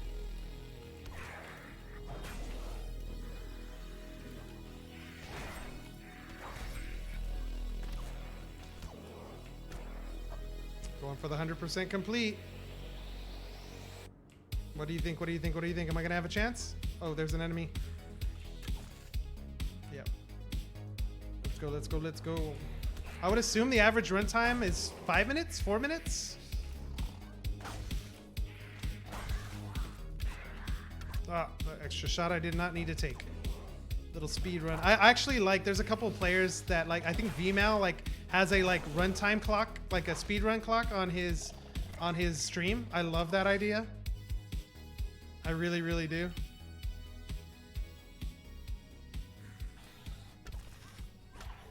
Let's mine this rock. And then we're going to check out, as soon as we get done with the run, we'll check on the chat real quick.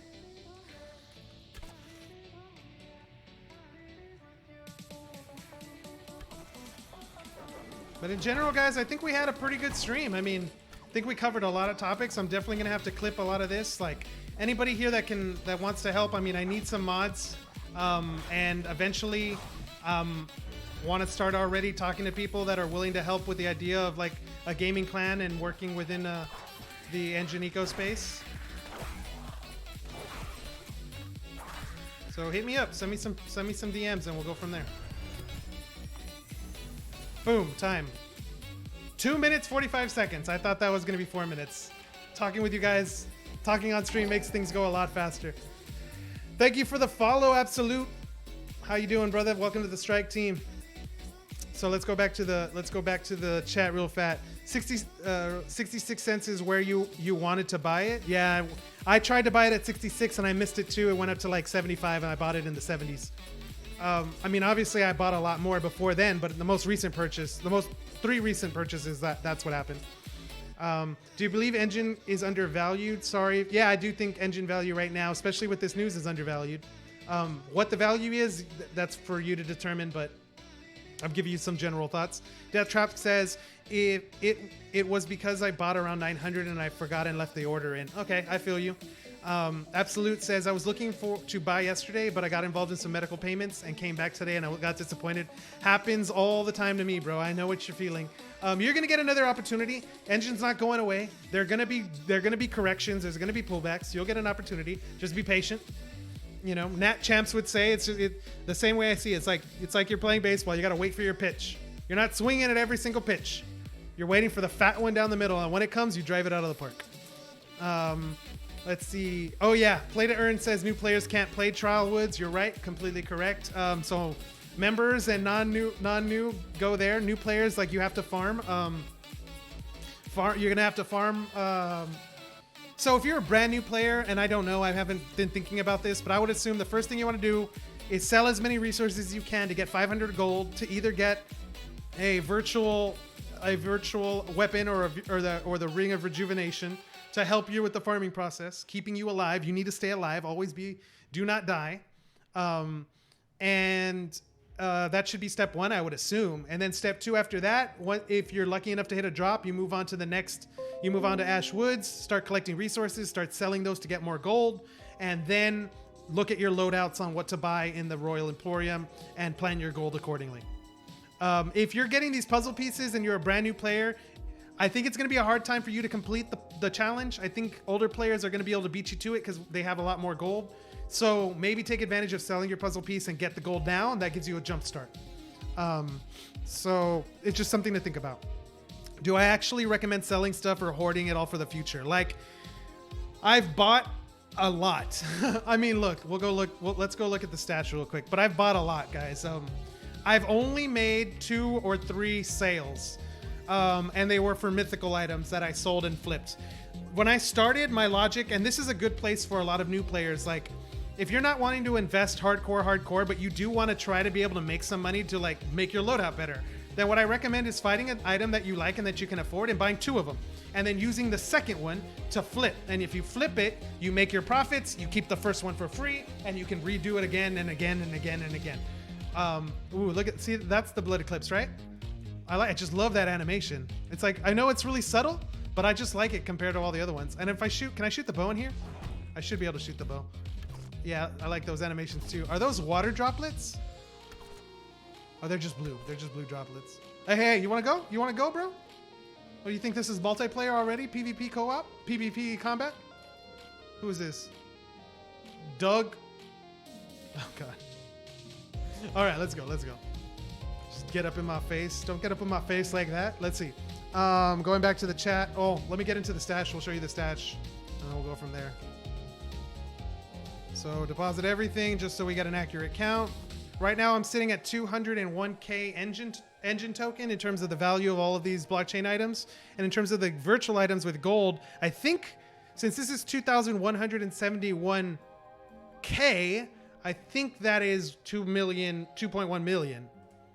Does that math that? I'm the accountant, but does that math that up?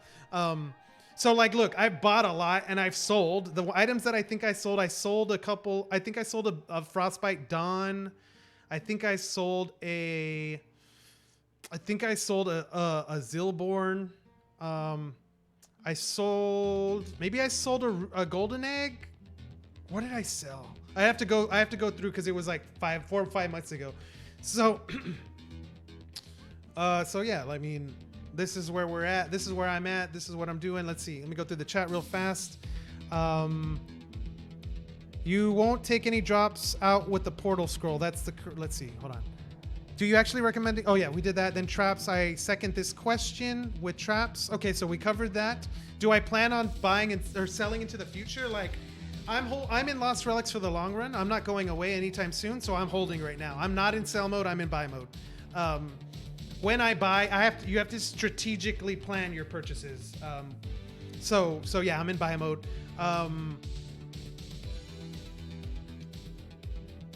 I guess, yeah. I mean, I don't know much more I could say about it that way. You didn't finish the dungeon. You won't take your drops out with a teleport scroll. That's correct. If you take what I meant with the teleport scroll, what I meant is when I'm running with a mythical legendary mythical stonebreaker. Mystical stonebreaker. I'm not gonna risk losing 200k without a teleport scroll. That's what I meant about the teleport scroll. Because if I am gonna die, I just tally out. I'll give up the 1,000 gold to just save it. Let's see. Death Trap says he's never tested it.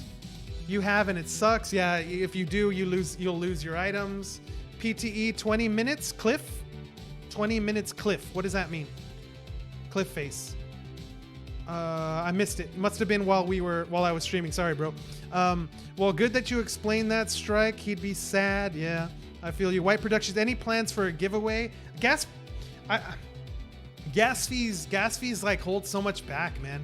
It really does. Will I do giveaways? I'll definitely do giveaways depending on how JumpNet. I did do giveaways in the past. I haven't done any giveaways since gas prices just went nuts. But maybe I could coordinate not only with the chat with you guys to be able to do some future giveaways. Maybe I can coordinate with some projects with Cliff. So we'll see. How many gargoyle pets are left? I don't know. I don't think I can see it unless you have all 5. The last time I checked it, it was at 977. I'm guessing today we're like at 960-ish. Trans giveaway to the person who leaves the most expensive item behind him in the dungeon. Well, that already happened like 1 month ago. A new player, level 3 in Forgotten Chambers, hit a transcendent item and died and didn't make it out of the dungeon. So, ouch. So yeah, Architect says, I believe that we will get more puzzle pieces in the next mystery box. But do you mean more puzzle pieces as in you're going to get 1 more, or more puzzle pieces as in you'll get 2 in the next mystery box, or 3 in the one after that? Because if those are legitimate guesses, and if you're right, that means that the price of the gold worth of those items should change. And yes, I do. My bet right now is that you will get 1 more puzzle piece. Every week you'll get a puzzle piece. That's my guess. Just 1. Mr. Bort says hodl. I agree. I am hodling hardcore. What else? Any ideas on what the plan for gold is in the future? I mean, if you have a weapon/relic drops, what do you need for gold? I have a ton of stuff I can sell, but I have rare weapons. I don't know what the future plan for gold is. What I do know is every single update, Cliff has made it, we've become closer and closer to finally understanding the value of gold. In the very beginning, the way that I was trying to determine what some of these virtual items were was I would go to the marketplace, and let's just do that real quick. Whatever, I can go like this. What I used to do is I used to say, okay, the calculation I made is on average, when a person goes into a dungeon, how much gold are they making per run? Okay, then take that number times however many runs they can do per hour, right? Then take that number and multiply it by how many hours you think a gamer plays a day. And whatever that total is should be at least what a 1-day pendant is worth. And when I originally did, like once pendants launched, I started listing them at 10k gold, and I was selling them like hotcakes. And I did that because I valued the 1-day pendant at about 7,000 gold. So I wanted to make a premium. And then as the market started to make their own decisions, the price started to come down. So that's how I valued it. So based on what I used to do is I used to say how many pendants, how much are people spending for pendants? And then based on that, you can estimate how much time a pendant is worth. And then you can estimate how much time a resource is worth. So if in 1 day you can mine 250 coal, then take a 1-day pendant divided by 250, and that's what coal should be. Are you gonna do that work? No. I did that work because I'm a freaking nerd. Okay, so So yeah. Do I think Lost Relics will become a game where that work will be required by the top players? Yes. Are we there yet? No. What do you think about Enjin account value? Will it be? What do you think Enjin account value will be once the market opens back up? Well, the market's already open. Oh, you mean the Enjin market? I think it's realistic that we're somewhere below $2.50 in the short term. I mean, I don't know. You tell me. What do you think? I would guess somewhere below $2.50, and then as the bull market rages is where we could go $3, $4, $5, up to $7. I have no clue. I have no clue. Those are just basic ideas on my end. For me, I think it's more. I'm not trying to figure out the value of Enjin. Well, no, I guess I am. No, I'm bullish. I just believe Enjin's going up. To what dollar? What I'm going to do is I'm going to see it as it goes up. I'm going to read what the community says. I'm going to be paying attention to the community. So when I see one random day in the morning that Enjin is at $55.50, then I will be able to make a snap decision on, is it worth it or not? And if it's not, sell. Or maybe not sell. Maybe instead of sell, okay, I don't think Enjin's going to go up anymore. Now time to buy NFTs. I mean, I don't know. Depends. Depends on everything that happens. Freaking losing 200K would hurt. It does hurt. I think the most that I've lost, I lost three brunette pickaxes, the blue pickaxes, when they were going for around, I think they were going around 40 or 50K, and I lost 3 within the course of like 2 days. One because I had gone to a barbecue and I had a few drinks and I was playing Lost Relics and I was being stupid and I died. And then the other one because I just wasn't paying attention and I died. And then the third one because I was so pissed that I just lost the second one that I tried to rush through it and I died again. So yeah, it can suck. You just need one piece for the guy to show up. You just need one piece? Well, let's go check it out then. Do you think everyone's levels and skills will need to be reset in the future? Cliff has said that there's no reason for him to reset right now. Could there be a reset when the game officially leaves early access? Sure. I don't think that that's a bad thing. I really don't. I think a lot of players might be upset, but I think it's good I think it might be good for the game. We'll see. I mean, Wyatt, next question was, you mean after early access is over? Yeah, I think it's possible. Cliff hasn't mentioned anything or said that he's interested yet, but depending on what the future holds. Do you think, the personal value in the game. I mean your personal value in the game. Oh, at 201. What was your previous question? Oh, freaking losing 200K, that would hurt. Oh, yeah. Well, yes, it would hurt a lot. But like the way I've done it is because you have to be strategic about this stuff, guys. I have a bucket of crypto that I hold just for my retirement. I have a bucket of crypto that I'm using it to try to make more crypto right now to be able to get married, buy a house, pay for my student loans, whatever. And then I have a third bucket, which is a much smaller bucket than, well, no, not much. I have a third bucket, which is within Enjin, which is left there not only to invest in NFTs, but to eventually start this gaming guild or this business within within Enjin. As soon as I feel like I have the ability to make it successful. Right now I'm in the research phase, learning. The moment I realize that I have an advantage in something, boom, I'll execute on it. And hopefully, if I do, I'm going to need help. So I'm going to probably be reaching out to a lot of you guys that support, and hopefully we can collaborate and do something together. We'll have to see. Will it increase or decrease with JumpNet? I think it's increasing with JumpNet. I think the value,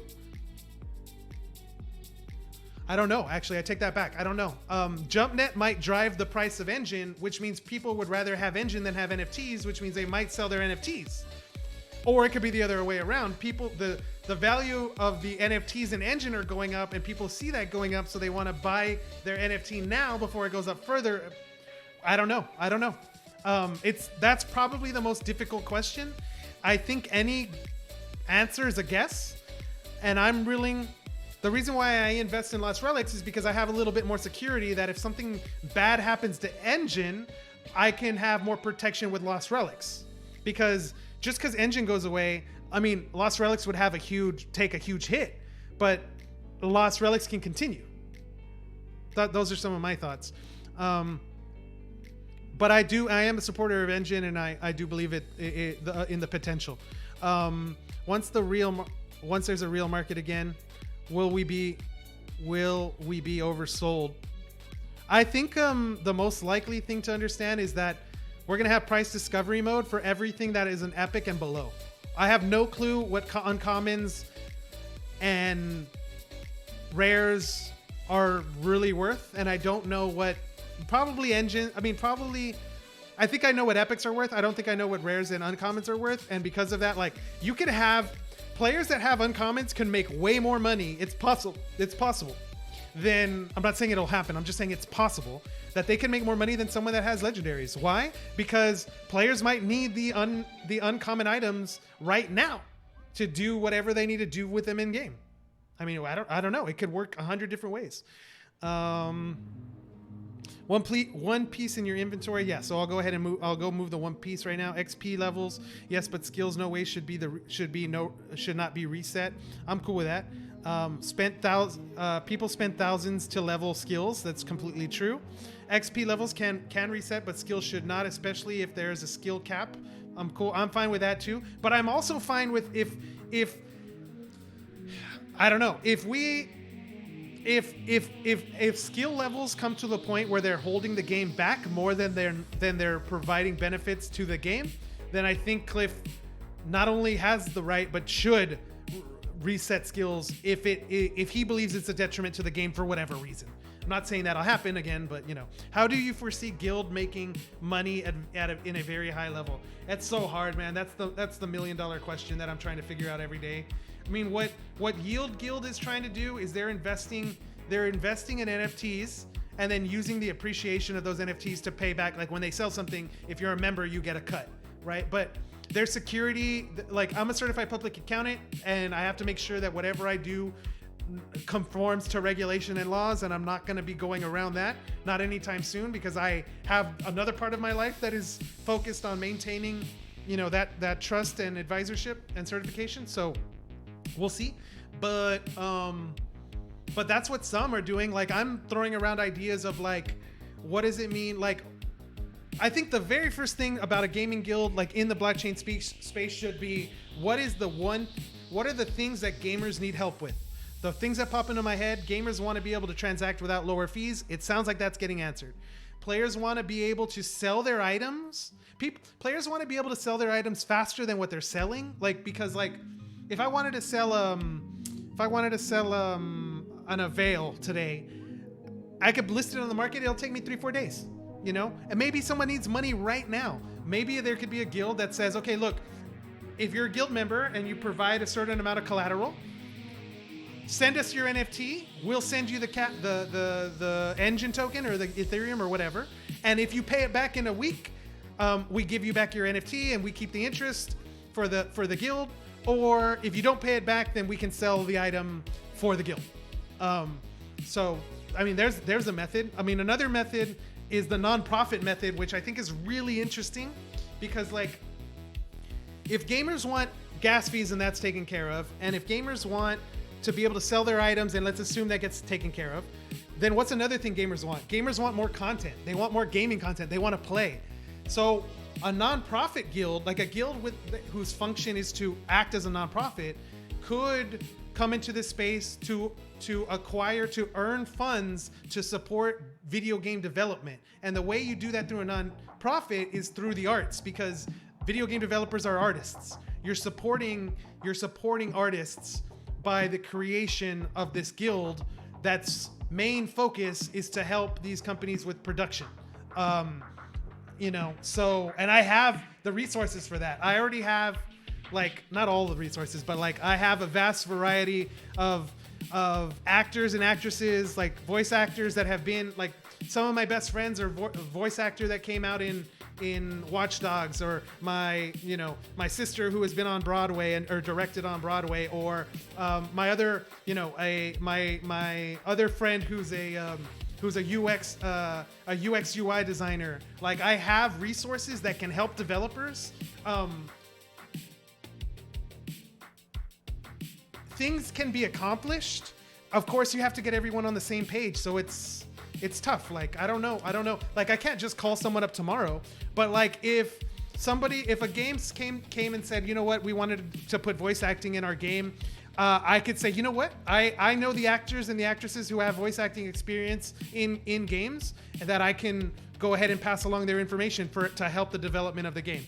You know, maybe the nonprofit would be the one that pays not the salary, but the pays the contractor fee the fee to contract the actor to do the voice acting. I mean, it could be anything. It could be anything. But yeah, I really like that idea, but nonprofits come with their own level of regulation, and you got to be careful too. Let's see. We'll find. My question for that is: do I hodl when it releases, or do I sell? I think you're gonna have to make that determination for yourself. All I can tell you is I'm holding. Should you buy or should you sell? That depends on your own personal situation. If you need the money, or if you don't need the money, or if you don't really believe in Lost Relics, or you don't believe in Enjin, or you do believe full-heartedly. Can't really answer it for you, but you know, there we go. Price discovery is going to be effing real. It is going to be crazy. I'm getting ready for it already. Volatility is going to be nuts. You're going to see a harvester one day. I don't know. I'm making this up. You're going to see a harvester one day could go for 500 Enjin, and the next day 1500 Enjin, and then the next day 400 Enjin, and then I mean, I don't know. Red Rock Die could go from 1 Enjin to 15 Enjin, back down to 3 Enjin. I mean, I don't know, but there's going to be volatility. Will you reset the skills and then send me the gold back using the crafting that I spend money on pendants? No, because I wouldn't because you didn't just get gold from the pendant. You also got the playtime, the 24 hours worth of entertainment. So there's not the dollar to gold ratio is not only, you're not just buying gold. If you were, Cliff would sell gold on the marketplace. But would I if I thought that skills were breaking the game and that the game would no longer be successful because of the skill system, then yes, I would break it.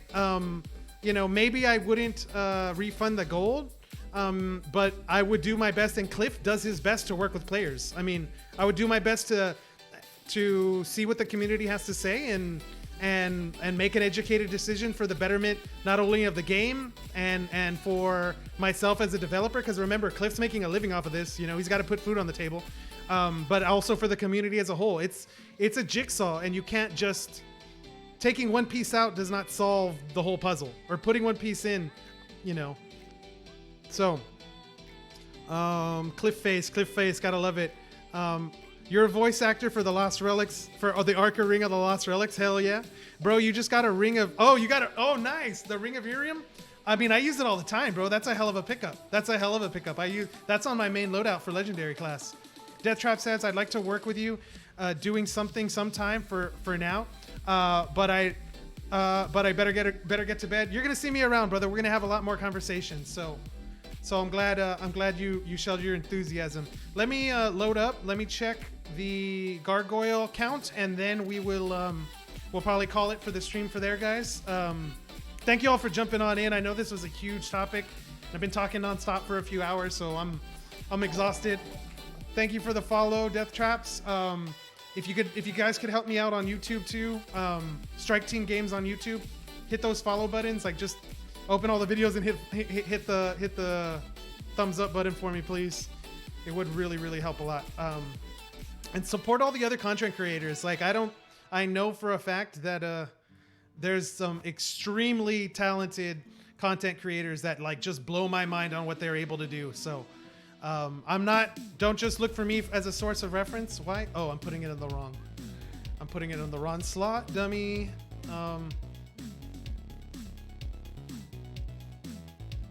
So yeah, go support all the other streamers. As a matter of fact, if someone could do me a favor right now, if you can find me a streamer that's online right now, we'll go ahead and do a raid to finish off the. I'm so blanking right now because I'm trying to find. There's the pumpkin. Find me a streamer so that we can support and just keep the party rolling. Keep supporting everybody in the Lost Relics community. just getting my normal loadout so that when I come back and play, I'll be ready to go. Oh, I need a puzzle piece too. So let's go grab a puzzle piece and let's go check what the count is, and we'll post the count. We'll post the count to the we'll post the count to the Telegram and to the Discord. I'll take a snapshot. Do me a favor, guys, so you guys can appear on this in the snapshot. In the snapshot, go into the in-game chat if you're in-game right now. Just say something like "Great stream, Striker" or something like that, so that when I take the picture, it'll pop up, and I'll post that in the Telegram, and we'll make it work. But again, thank you guys for all of you that followed and supported and are helping out. Let's see what the player count is. Let's see the count right now. 961. What did I say? I said 960, ladies and gentlemen. I said 960. Oh, I have 3 pieces. I thought I had 2. Wyatt with the great stream. Thank you, my friend. Oh, my bad. I gotta take this picture. Oh, you're not gonna be able to see it in the in-game because it's grayed out. That sucks. Yeah, sorry guys. I thought it was gonna work, but probably not. Let me see. Let's do a little print capture, screen capture. Where is Striker? Oh, bro. He's online. That's my boy. What's going on? What level are you? Are you watching? Serge, are you online? Are you on the stream? Did he just join? McGobble? That's like one of my best friends, guys. I've been telling him about Lost Relics. Answer your WhatsApp, bro. I can't. I'm streaming. Streaming using my phone as the camera.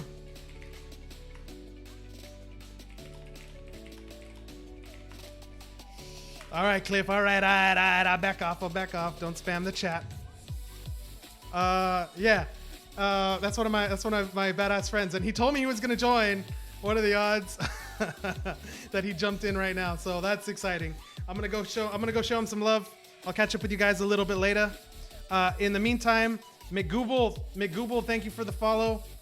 Everybody, thanks for jumping in. Oh, I need a streamer, guys. I need a streamer. Who can we raid really quick? Let me get on Twitch really fast. Let's find someone who's streaming. Let's show a little bit of love. Hopefully, I would like it to be a brand new player, just so that we can like do a little shock and all. Oh, everybody's got decent amount of followers. Okay, so we got Busy, and we got Herc, and we got a Rift. 1, 2, or 3, people. 1, 2, or 3. Pick a number in the chat. 1, 2, or 3.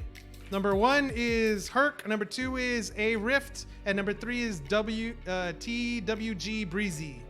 Number 2, number 1. One more person. Tiebreaker. First person to respond. We got a number 2. We got a number 1. Number 3. Actually, he changes his vote. Okay, it's his first day. Oh, it's his first day. Okay. We'll go with number 3. We gotta go with number 3. Okay, so what's his name? TWG. Okay, give me a second, guys, while I load this up. Go to my video producer. Oh, not video producer. That's not what I need. I need stream manager. There we go. Let's go rating. And let's find this guy on here. It says he's playing Gods Unchained, but I know he's in Lost Relics. He's in Lost Relics, right, guys? Can we confirm that he's in Lost Relics? Yep, he's in Lost Relics. Okay. In the meantime, again, thank you all for jumping in. Thanks for supporting. I'll catch you guys up on the flip side. Let's start this raid. And now that we're good to go, ready to jump on in on the raid. Let everybody know, let them know that Striker says hi. Peace out, guys.